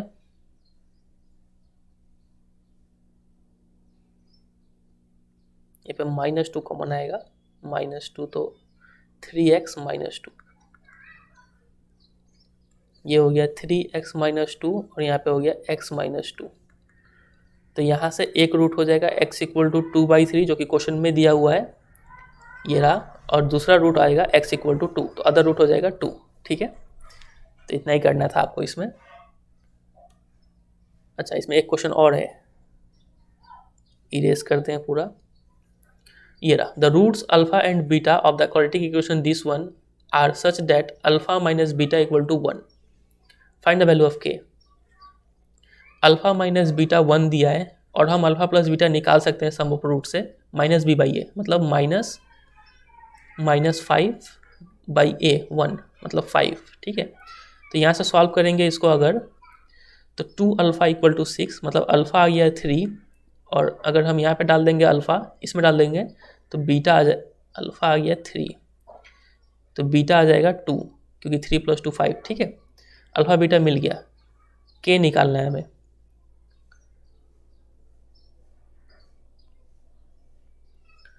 तो बीटा निकालने का जरूरत भी नहीं था, सिर्फ अल्फ़ा से भी काम हो जाएगा। अगर ये रूट है इसका, तो इसको अगर हम इसमें पुट कर देंगे तो इसको सेटिस्फाई करेगा, तो डालते हैं इसमें, अकॉर्डिंग टू क्वेश्चन 3² - 5 × 3 + 3k - 1 = 0, तो सॉल्व कर लीजिए इसको, 9 - 15 तो -6 + 3k - 1, तो k - 1 आ रहा है 2, k आ गया 3।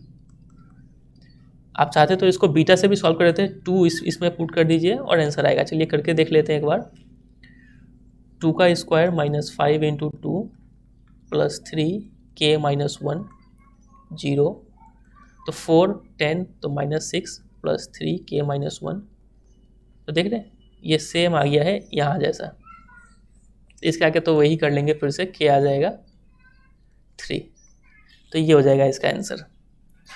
क्वेश्चन नंबर 29, काफ़ी अच्छा क्वेश्चन है ये, एनसीईआरटी में भी इस टाइप का क्वेश्चन एक दिया गया एग्जाम्पल में, लेकिन उसमें डिफरेंस क्या है कि उसमें कुछ दूसरा रीजन सेट किया हुआ है, गलत बन गया। ये एक स्क्वायर है, इधर एक सेमी सर्कल और इधर एक सेमी सर्कल, और इधर से एक सेमी सर्कल और इधर से एक सेमी सर्कल, ठीक है। तो जो आपका एनसीईआरटी बुक में क्वेश्चन है उसमें इस चीज़ को शेड करके रखा हुआ है और इसका एरिया निकालने बोला है। इस क्वेश्चन में क्या किया है, उल्टा ये वाला रीजन को सेट कर दिया है, बोला है इसका एरिया निकाल के दिखाओ। चलिए हम लोग अंदर का ही निकालते हैं, बाद में टोटल एरिया में से ये अंदर का घटा देंगे तो ये वाला बच जाएगा, ठीक है। चलिए करते हैं इसको, इस फिगर में पहले नाम देते हैं, जैसा एनसीईआरटी बुक में सॉल्व किया है उसी तरीके से करते हैं। इसको अगर हम 1 2 3 4 नाम दे देंगे, ठीक है, तो इस फिगर का, ठीक है, तो let shaded regions be 1 2 2 3 and 4, ठीक है। तो देखिए एरिया ऑफ, पहले हम निकालते हैं एरिया ऑफ 1 and 3।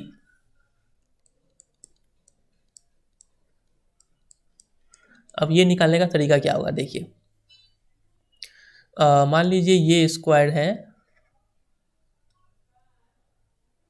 ठीक है, और ये एक सेमी सर्कल और यहाँ से ये एक सेमी सर्कल। तो अगर हम पूरा स्क्वायर में से इसका एरिया और इसका एरिया हटा दें तो क्या बचेगा, ये और ये बचेगा ना। तो मतलब एरिया ऑफ 1 and 3 निकालना है तो इक्वल टू क्या होगा, area of square, area of ABCD यहाँ पे लिखते हैं डायग्राम में जो नाम है, minus area of 2 semi circles, ठीक है। तो एरिया ऑफ क्या होगा, इसका साइड कितना दिया है 14, सब 14 है यहाँ पे।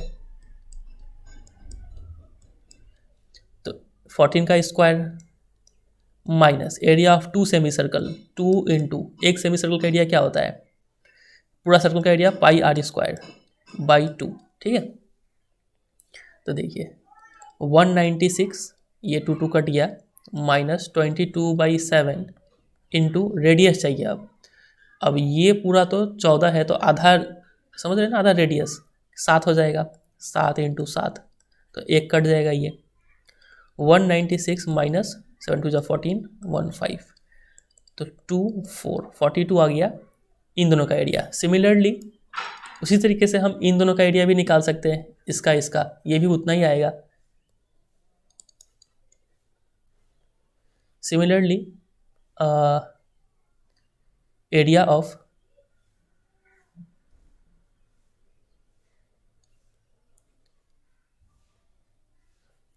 ऑफ कौन सा है इस बार, 2 and 4 इक्वल टू 42। तो बस, तो required area therefore area of shaded reason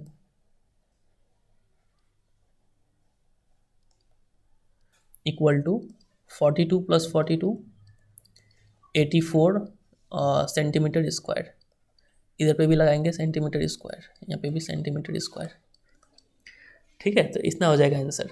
जो आपके एनसीईआरटी बुक में जो क्वेश्चन था उसमें क्या बोला था, इसका एरिया निकालने, तो उस केस में क्या करना पड़ता है हम लोग को कि टोटल स्क्वायर का एरिया में से ये 84 को माइनस करना पड़ता है। स्क्वायर के एरिया में से अगर इसको हटा देंगे तो ये वाइट वाला एरिया मिल जाएगा, ठीक है। चलिए अगले क्वेश्चन पे आते हैं। The perimeter of 2 similar triangles are इतना इतना respectively if one side of the first triangle is 9, length of the corresponding side of second triangle. तो देखिए हम अभी थोड़ी देर पहले आपको बताए थे कि जब भी दो ट्राइंगल सिमिलर होता है तो उनका पेरीमीटर का रेशियो, ठीक है, और उनका साइड्स का रेशियो सेम होता है, ऑल्टीट्यूड का रेशियो भी सेम होगा। तो फॉर एग्जांपल मान लेते हैं let 2 triangles be, triangle ABC and triangle DEF मान लेते हैं, ठीक है। तो गिवन है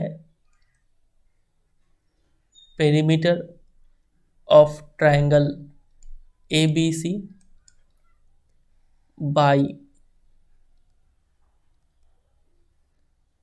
perimeter of triangle DEF equal to 25/15, ये दिया हुआ है।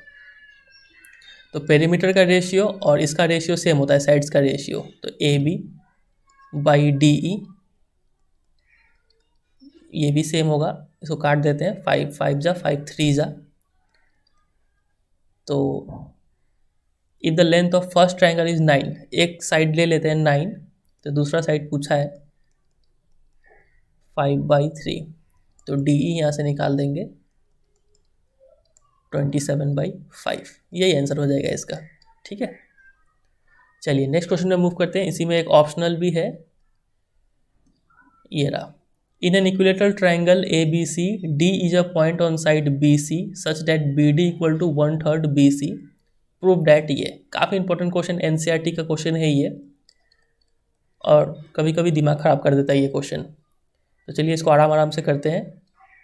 ट्राइंगल है ABC, इक्विलेटरल ट्राइंगल है, D is a point on B C, B C पे कहीं डी है सच दैट जो बी डी है वो 1/3 है, मतलब कुछ यहाँ पे बनाना पड़ेगा बी डी 1/3 बी सी का, प्रूव डेट ये। तो देखिए यहाँ पे एक ऑल्टीट्यूड बना लीजिए इस टाइप के क्वेश्चन में सबसे पहले, ठीक है, ये ऑल्टीट्यूड है। अब देखिए और इसका नाम दे देते हैं ई दे देते हैं, तो लेट ए ई जो है वो परपेंडिकुलर है बी सी का, ठीक है। तो इन ट्रायंगल, अब ये आधे ट्रायंगल में आप पाइथागोरस लगा दीजिए, ए बी ई, ये बहुत इंपॉर्टेंट है।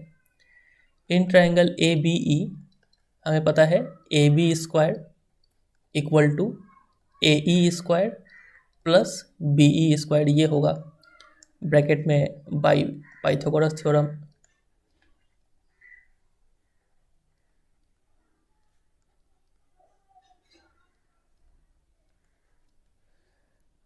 इम्प्लाइज ए बी को वैसे ही रहने देते हैं क्योंकि ए बी हमें चाहिए प्रूफ में, तो ए बी को छेड़छाड़ नहीं करेंगे।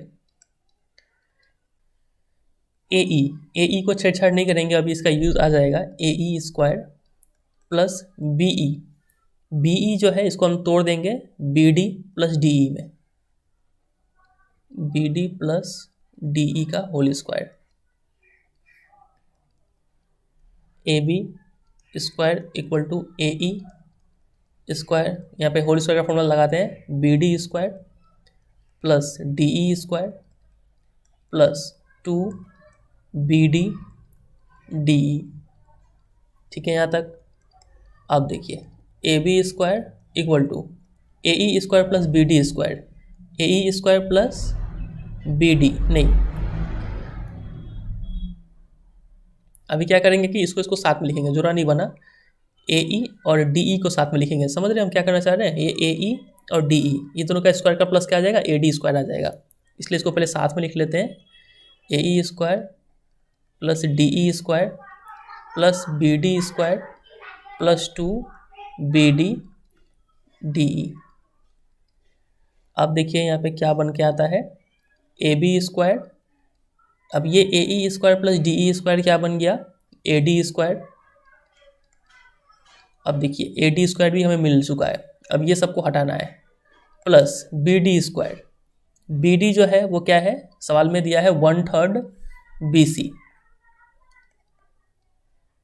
अब बी सी किसके बराबर है, चूंकि ये इक्विलेटरल ट्रायंगल है तो बी सी ए बी के ही बराबर होगा, तो हम अगले स्टेप में इसको यहाँ पे ए बी कर देंगे, ठीक है। 2 बी डी को भी फिर से ये लिख देते हैं B C by 3, 1/3 B C, और ये जो डी ई है इसको रिप्लेस करना होगा कोई चीज़ से, डी ई को क्या लिख सकते हैं हम लोग, B E minus B D लिख सकते हैं, B E minus B D. तो क्या मिला हमें, A B square equal to A D square plus 1/3, इसको भी ए बी कर देते हैं, प्लस 2/3 बी सी की जगह पे फिर से ए बी कर देते हैं, इनटू अब ये जो है बी ई क्या हो जाएगा, मतलब बी सी का आधा माइनस बी डी क्या है, बी सी का 1/3। अब सब सुलझ रहा है, अब आंसर आ जाएगा 1-2 लाइन में, A B square equal to A D square plus 1/3 A B, अच्छा ठीक है, प्लस 2/3 ए बी इंटू यहाँ पे बी सी कॉमन निकाल लेते हैं, बी सी कॉमन निकाल रहे हैं मतलब ए बी कॉमन निकाल रहे हैं क्योंकि बराबर ही है, और यहाँ पे एलसीएम लेंगे तो 2 3 6, 3 - 2 1, ठीक है, ये 2 से ये कटेगा 3 जा, तो क्या मिला हमें, ये मिला A B square equal to A D square plus 1/3 A B, ये सिर्फ ए बी कहाँ से बचा रह गया, कुछ गड़बड़ हुआ क्या, बी डी को यहाँ हमने लिखा था 1/3 बी सी, ये बी डी स्क्वायर था, ये स्क्वायर हो गया यार, ये तो फिर ये स्क्वायर हो जाएगा 1/9 A B square, 1/9 A B square इसको मिटा देते हैं थोड़ा सा, 1/9 AB² प्लस यहाँ पे भी 1/3 AB²। तो ये अब हमें क्या मिल रहा है, यहाँ पे करते हैं, मिल रहा है implies AB² equal to AD² plus ये हो जाएगा 2/9 AB²। AB को एक साथ लेते हैं, AB² minus 2/9 AB² equal to AD² है यहाँ पे, एलसीएम में डालते हैं 9, इधर हो गया 9, आ गया 2AB² AD²। तो यहाँ पे हो जा रहा है 7AB², ये 9 उधर क्रॉस मल्टीप्लाई कर देते हैं 9AD²। ठीक है, यही चीज़ है ये वाला। तो ये प्रूफ हो गया। मतलब ये सवाल को बोलते हैं प्रैक्टिस करके याद कर लीजिए, ठीक है, और कोई तरीका नहीं है इसमें। चलिए आगे मूव करते हैं 31 पे। ये भी अच्छा सवाल है। Median of the following data, median पहले से दे दिया है 16, मिसिंग फाइंड ए और बी करना है। टोटल फ्रीक्वेंसी है 70। तो चलिए पहले क्लास लिख लेते हैं।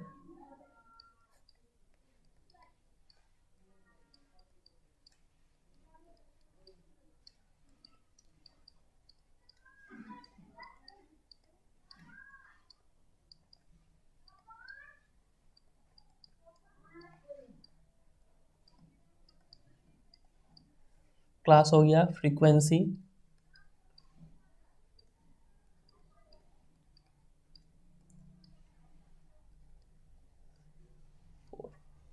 क्युमुलेटिव फ्रीक्वेंसी निकालते हैं।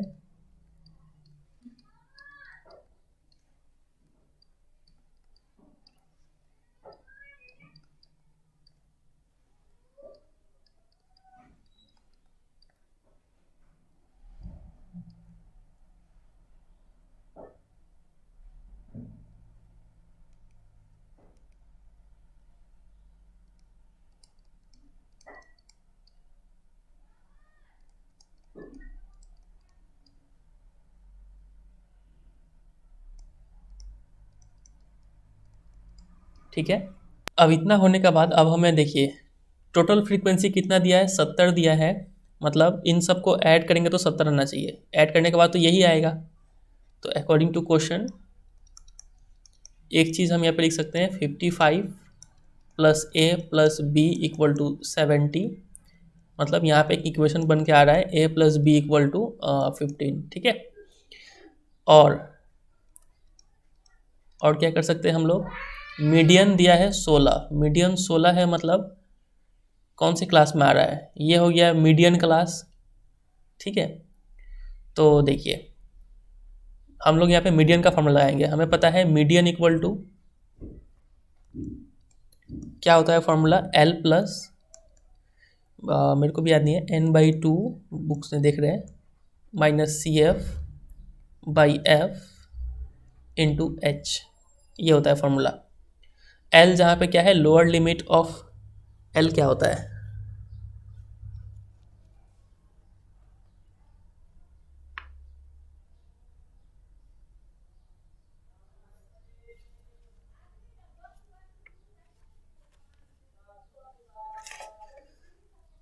L होता है lower limit of median class. तो मीडियन क्लास है मेरा ये, तो 15 हो गया, L हो गया 15, N/2 मतलब 70/2, ये हो गया 35, क्योंकि N टोटल फ्रीक्वेंसी 70 दिया था। ठीक है, CF, ये CF मतलब class preceding the median class.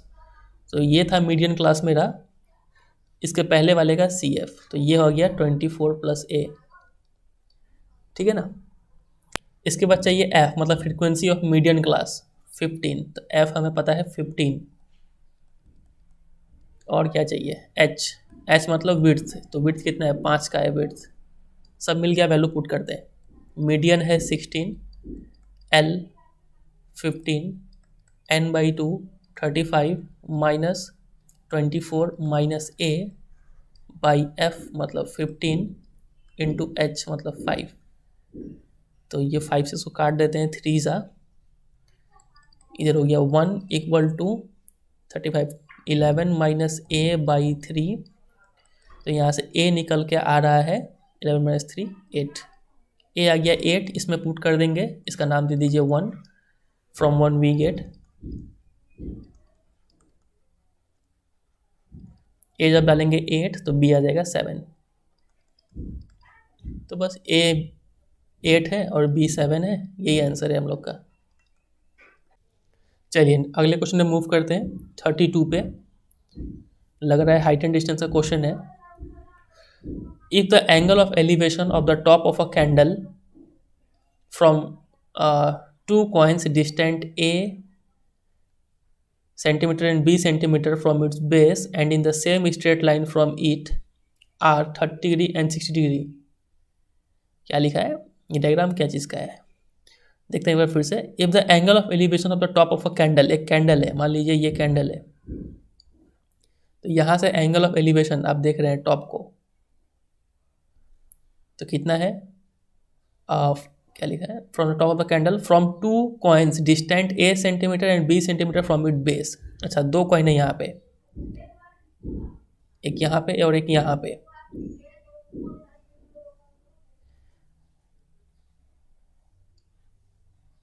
एक का डिस्टेंस है a centimetre from the base, ये बेस ठीक है, और एक का डिस्टेंस है b centimetre from the base, ऐसा कुछ लिखा है। क्या पूछा है, find the height of the candle, ये हाइट निकालना है h, a बड़ा है b से। अच्छा यहाँ पे लिखा है a बड़ा है b से, मतलब फिर से मिस्टेक हुआ, मतलब ये डिस्टेंस b है और ये डिस्टेंस a है, ठीक है। तो एंगल ऑफ एलिवेशन दिया है 30 60, अब तो ये जो पास होता है वो बड़ा होता है, ये 60 डिग्री, और जो दूर होता है वो छोटा होता है 30 डिग्री। निकालना है हाइट, तो चलिए निकालते हैं।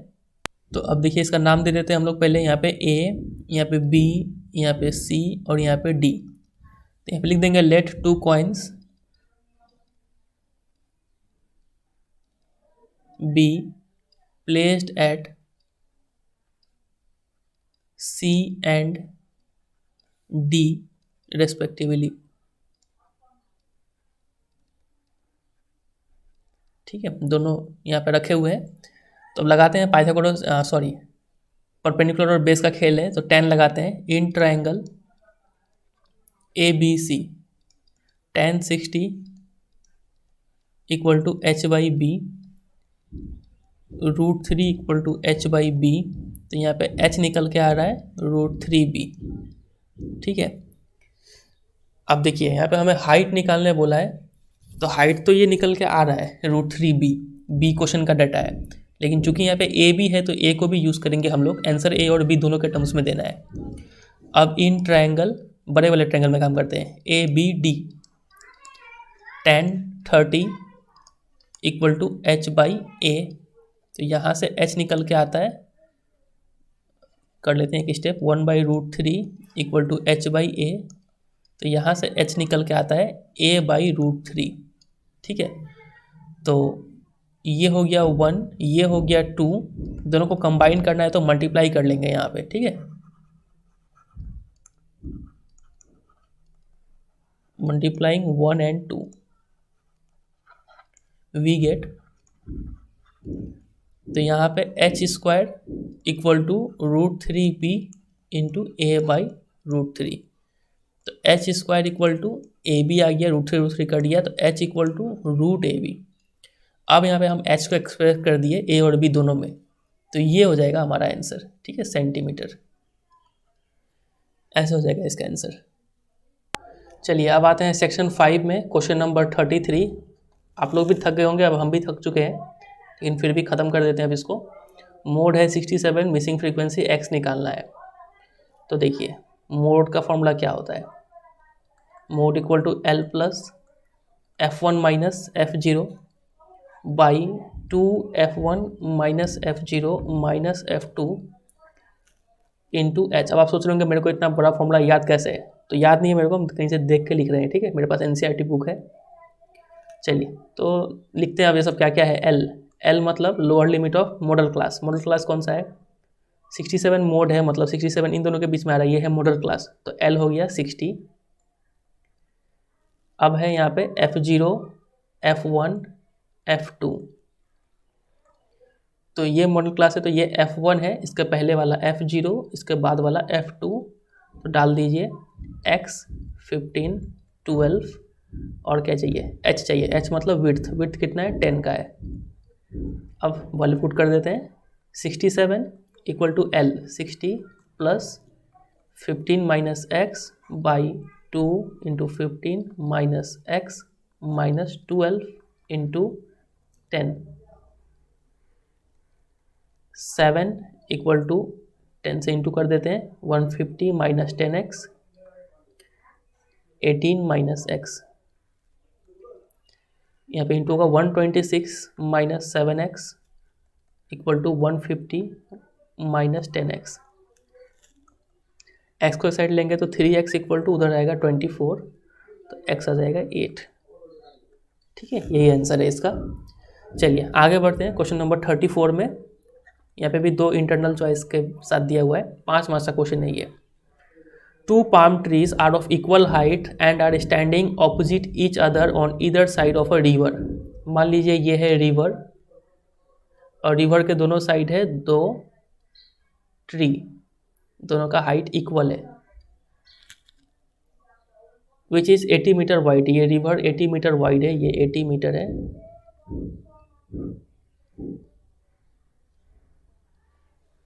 From point O between them on the river, the angle of elevation of the top of the trees are 60 and 30 respectively। कहीं पे पॉइंट है O, यहाँ से एंगल ऑफ एलिवेशन किसी का 60 है और किसी का 30। तो ये 60 है क्योंकि एंगल बड़ा है, ये एंगल छोटा है तो 30। Find the height of the trees and the distance of the point O from the tree, from the trees. तो हाइट निकालना है, इक्वल हाइट है तो h है, ये भी h है, और ये डिस्टेंस निकालना है। या इसको अगर हम x मान लें तो ये x चाहिए हमें और ये चाहिए 80 माइनस एक्स, इसका वैल्यू भी चाहिए। ठीक है, चलिए सॉल्व करते हैं। ये ट्रायंगल ए बी, यहाँ पे O तो है ही, यहाँ पे सी डी। पहले in triangle A B O में काम करते हैं। tan 60 equal to h upon X, मतलब √3 equal to h upon X. In triangle दूसरे वाले में काम करते हैं। OCD tan 30 equal to h upon 80 minus X. यहाँ पे आ गया 1/√3 equal to h by 80 minus X. यहाँ से भी h निकालते हैं √3x और यहाँ से भी h निकालते हैं 80 माइनस एक्स बाई √3। दोनों को इक्वेट करते हैं, इसका 1, इसका नाम देते हैं 2। From 1 and 2 we get √3x equal to 80 minus X upon √3। तो ये हो गया 3x, यहाँ पे ये x आएगा तो 4x इक्वल टू 80। तो x निकल के आ रहा है यहाँ पे 20, तो x आ गया 20। तो OB 20, OD 80 माइनस 20 मतलब 60 मीटर। और हमें चाहिए हाइट इक्वल टू √3x मतलब √3x। अब ये भी आया 20, तो 20 √3 मीटर। ये हो जाएगा इसका आंसर, 1 2 3 आंसर। ठीक है, आगे अच्छा इसी में एक और क्वेश्चन भी है, ये वाला हाइट एंड डिस्टेंस का। तो पहले पूरा स्क्रीन को क्लियर करते हैं। ये रहा, the angle of depression of the top and bottom of a building 50 metre high as observed from the top of a tower are इतना एंड इतना। तो एक टावर है और एक बिल्डिंग है, ये मान लीजिए बिल्डिंग है। तो इस टावर का टॉप से क्या लिखा है, टॉप ऑफ अ टावर। तो टावर का टॉप से आप बिल्डिंग का टॉप को देखते हैं और बिल्डिंग का बॉटम को भी देखते हैं। ठीक है, तो एंगल ऑफ डिप्रेशन कितना कितना बनता है, 30 और 60। ठीक है, ये एंगल जो बनता है वो 30 बनता है और ये एंगल 60 बनता है। तो यहाँ से अगर हम जोड़ें तो ये 30 है तो ये भी 30 अल्टरनेट एंगल्स, और यहाँ से अगर हम जोड़ें तो ये पूरा 60 है अगर, तो ये भी पूरा 60। और क्या दिया है, 50 मीटर हाई, बिल्डिंग का हाइट है 50, तो ये भी हो गया 50। Find the height of the tower, पूरे टावर का हाइट चाहिए। इसको अगर हम x मान लें तो 50 + x करेंगे तो ये पूरा मिल जाएगा, ठीक है। x चाहिए हमें यहाँ से। Also the horizontal distance between the building and the tower, और ये भी डिस्टेंस चाहिए हमें, ठीक है। चलिए इसको y मान लेते हैं, या फिर अच्छा दिखे तो हाइट निकालना तो इसको h मानते हैं और इसको x मानते हैं। चलिए नाम दे देते हैं ABCD। Let AB represents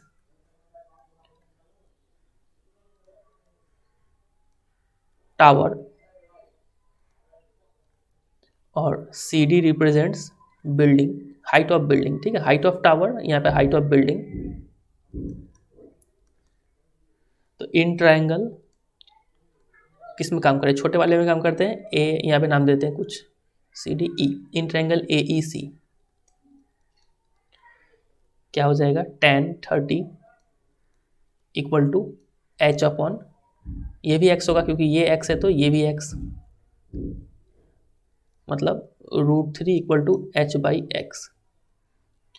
in triangle, अब बड़े वाले ट्रायंगल में काम करते हैं ABD, tan 60 = 50 + h/x। अब यहाँ से क्या निकाले, सॉरी यहाँ पे 1/√3 होगा, यहाँ पे होगा √3 = 50 + h/x। x निकाल लेते हैं, वो ज़्यादा इजी होगा। तो x = h√3 यहाँ पे, और यहाँ पे x आ रहा है 50 + h/√3। इसका नाम 1, इसका नाम 2। From 1 and 2 we get h√3 = 50 + h/√3। Cross multiply करेंगे तो 3h, ये h इधर रहेगा 2h, मतलब h हो गया 25। h 25 तो यहाँ से डाल के x निकाल लेंगे, x = 25√3। तो क्या निकालना, height of tower, height of tower = x + 50 था, x अभी अभी आया है 25√3 + 50। चाहे तो इतना पे भी छोड़ सकते हैं या फिर 25 कॉमन ले ले तो बचेगा √3 + 2। और distance between tower and building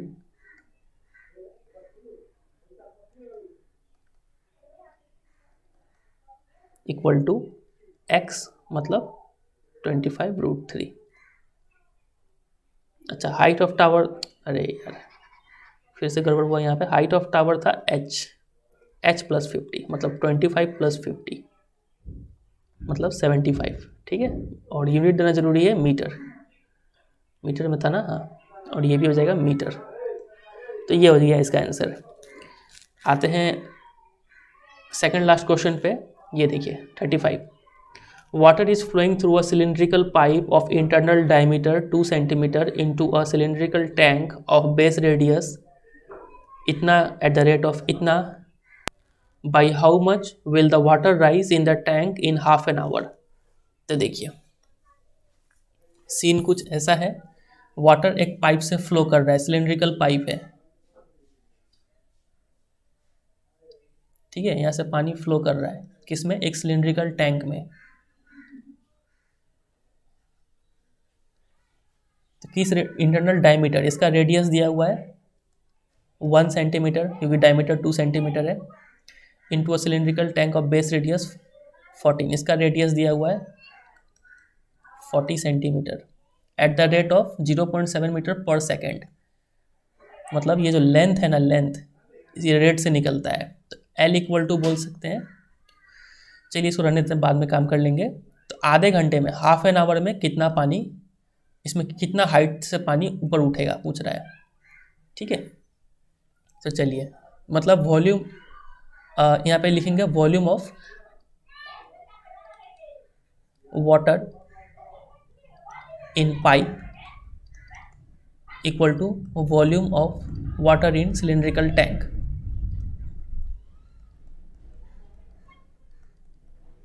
ठीक है, यही तो मेन लॉजिक है।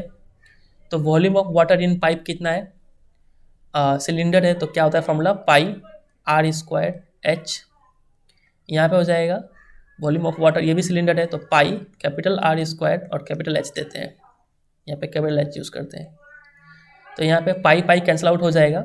फिर है रेडियस, तो रेडियस डाल देते हैं 1 का स्क्वायर इंटू हाइट। हाइट मतलब ये लेंथ अब देखिए 1 सेकंड में इतना पानी जाता है, 0.7 मीटर है, तो इसको सेंटीमीटर बनाते हैं 100 से इंटू करके, और ये इतना फ्लो कर रहा है 1 सेकंड में, तो आधे घंटा मतलब कितना सेकंड हो गया, 30 मिनट। 30 मिनट मतलब 30 इंटू 60, ये सेकंड में आ गया। अब ये समझे, पहले 0.7 था मीटर था, तो इंटू 100 का सेंटीमीटर हो गया।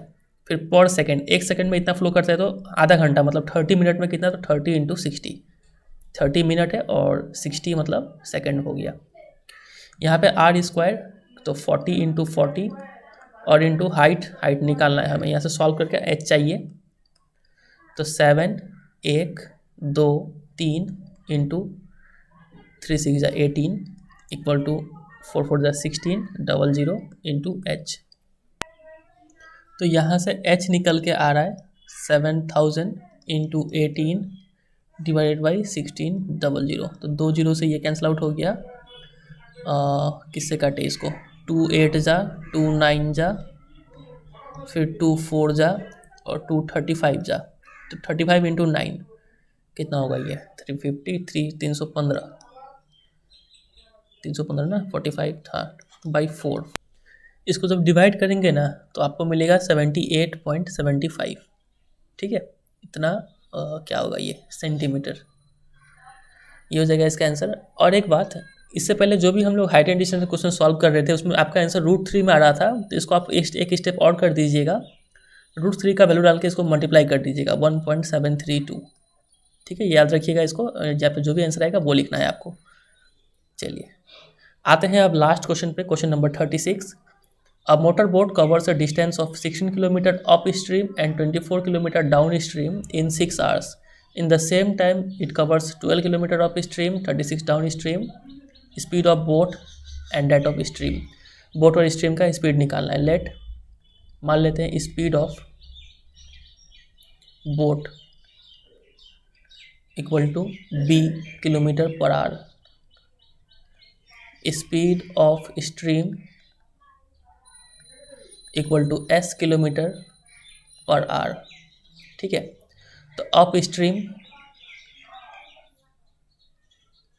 स्पीड, अप स्ट्रीम जब ऊपर जा रहे हैं, ठीक है, मतलब ऑपोजिट डायरेक्शन में जा रहे हैं, तो बोट ऊपर जा रहा है, पानी नीचे बह रहा है, तो स्पीड माइनस होगा यहाँ पे b माइनस एस। और डाउन स्ट्रीम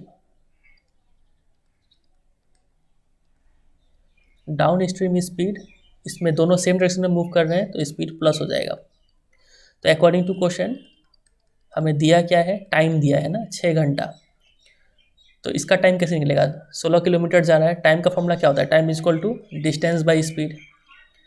16 किलोमीटर जा रहा है अप स्ट्रीम स्पीड से b minus S, plus 24 kilometre जा रहा है डाउन स्ट्रीम स्पीड से, और टोटल टाइम ले रहा है 6 घंटा। ठीक है, सिमिलरली यहाँ पे 12 किलोमीटर जा रहा है अप स्ट्रीम के स्पीड से, प्लस 36 किलोमीटर जा रहा है डाउन स्ट्रीम के स्पीड से, और टाइम फिर से ले रहा है सेम टाइम मतलब 6 घंटा। तो यहाँ पे let 1 by B minus S को आप x मान लीजिए, और 1 बाई बी प्लस एस को y मान लीजिए। अब ये इक्वेशन क्या बन जाएगा, 16x plus 24y equal to 6। थोड़ा सिंप्लीफाई कर लेते हैं, 2 कॉमन लेके 8x plus 12y equal to 3, ये हो गया एक इक्वेशन। और यहाँ से इस वाले का हो जाएगा 12x plus 36y equal to 6 implies क्या कॉमन ले ले, 6 कॉमन लेते हैं, 6 2 जा प्लस 6y इक्वल टू 1, ये हो गया दूसरा इक्वेशन। अब इन दोनों को हमें सॉल्व करना है 1 और 2 को। तो यहाँ पे हम देख रहे हैं कितना है 8 है, यहाँ पे 2 है, तो इसको 4 से मल्टीप्लाई कर देते हैं। तो 8x plus 4 6 24y equal to 4, ठीक है, इंटू 4 किए थे यहाँ पे। अब इसका नाम अगर हम इक्वेशन 3 दे दें तो 1 और 3 को माइनस करते हैं, इतना लिखिए या फिर ऊपर नीचे लिखिए और सब्ट्रैक्ट कर दीजिए। जब सब्ट्रैक्ट करेंगे तो क्या आएगा, 24 में से 12 गया तो 12y इक्वल टू 4 में से 3 गया तो 1, तो y आ गया 1/12। इसमें डाल दीजिए तो कितना हो जाएगा 1, उधर जाएगा तो ये हो गया 2/8 मतलब 1/4, x आ जाएगा 1/4। तो y आ गया 1/12 मतलब b plus s equal to 12 है, और x आया था 1/4 मतलब b minus s equal to 4 है। यहाँ से सॉल्व कर दीजिए, b आ जाएगा 6 + 2 8 और s आ जाएगा 4। ठीक है, तो ये हो गया आंसर। फिर स्पीड ऑफ बोट 8 km/h और स्पीड ऑफ स्ट्रीम 4 km/h। ठीक है, यही है। फिर इसी के साथ ये सैम्पल पूरा एंड हो जाता है। उम्मीद करते हैं आपको समझ में आ गया होगा। वीडियो अच्छा लगा तो वीडियो को ज़रूर एक लाइक कर दीजिएगा। लेकिन मुझे पता है कि ये वीडियो आपको पसंद आया नहीं होगा, क्योंकि काफ़ी फास्ट किए और उतने अच्छे से समझाए भी नहीं। लेकिन चूंकि ये सैम्पल पेपर था, 3 घंटे का पेपर था, तो हम ये मान के चले कि आपको कुछ पहले से आता ही होगा। काफ़ी बच्चे ने पहले से ये सॉल्व भी कर लिया होगा, इसीलिए बहुत डिटेल में समझाते तो काफ़ी को बोरिंग लगता है, इसलिए थोड़ा फास्ट किए पेपर को। ठीक है, माइंड मत कीजिएगा, लाइक कर दीजिएगा और चैनल पर नए तो चैनल को सब्सक्राइब भी कर लीजिए और दोस्तों के साथ शेयर भी कीजिए। ठीक है, चलिए फिर एंड करते हैं, मिलते हैं बहुत जल्द अगले वीडियो में। तब तक के लिए goodbye and take care.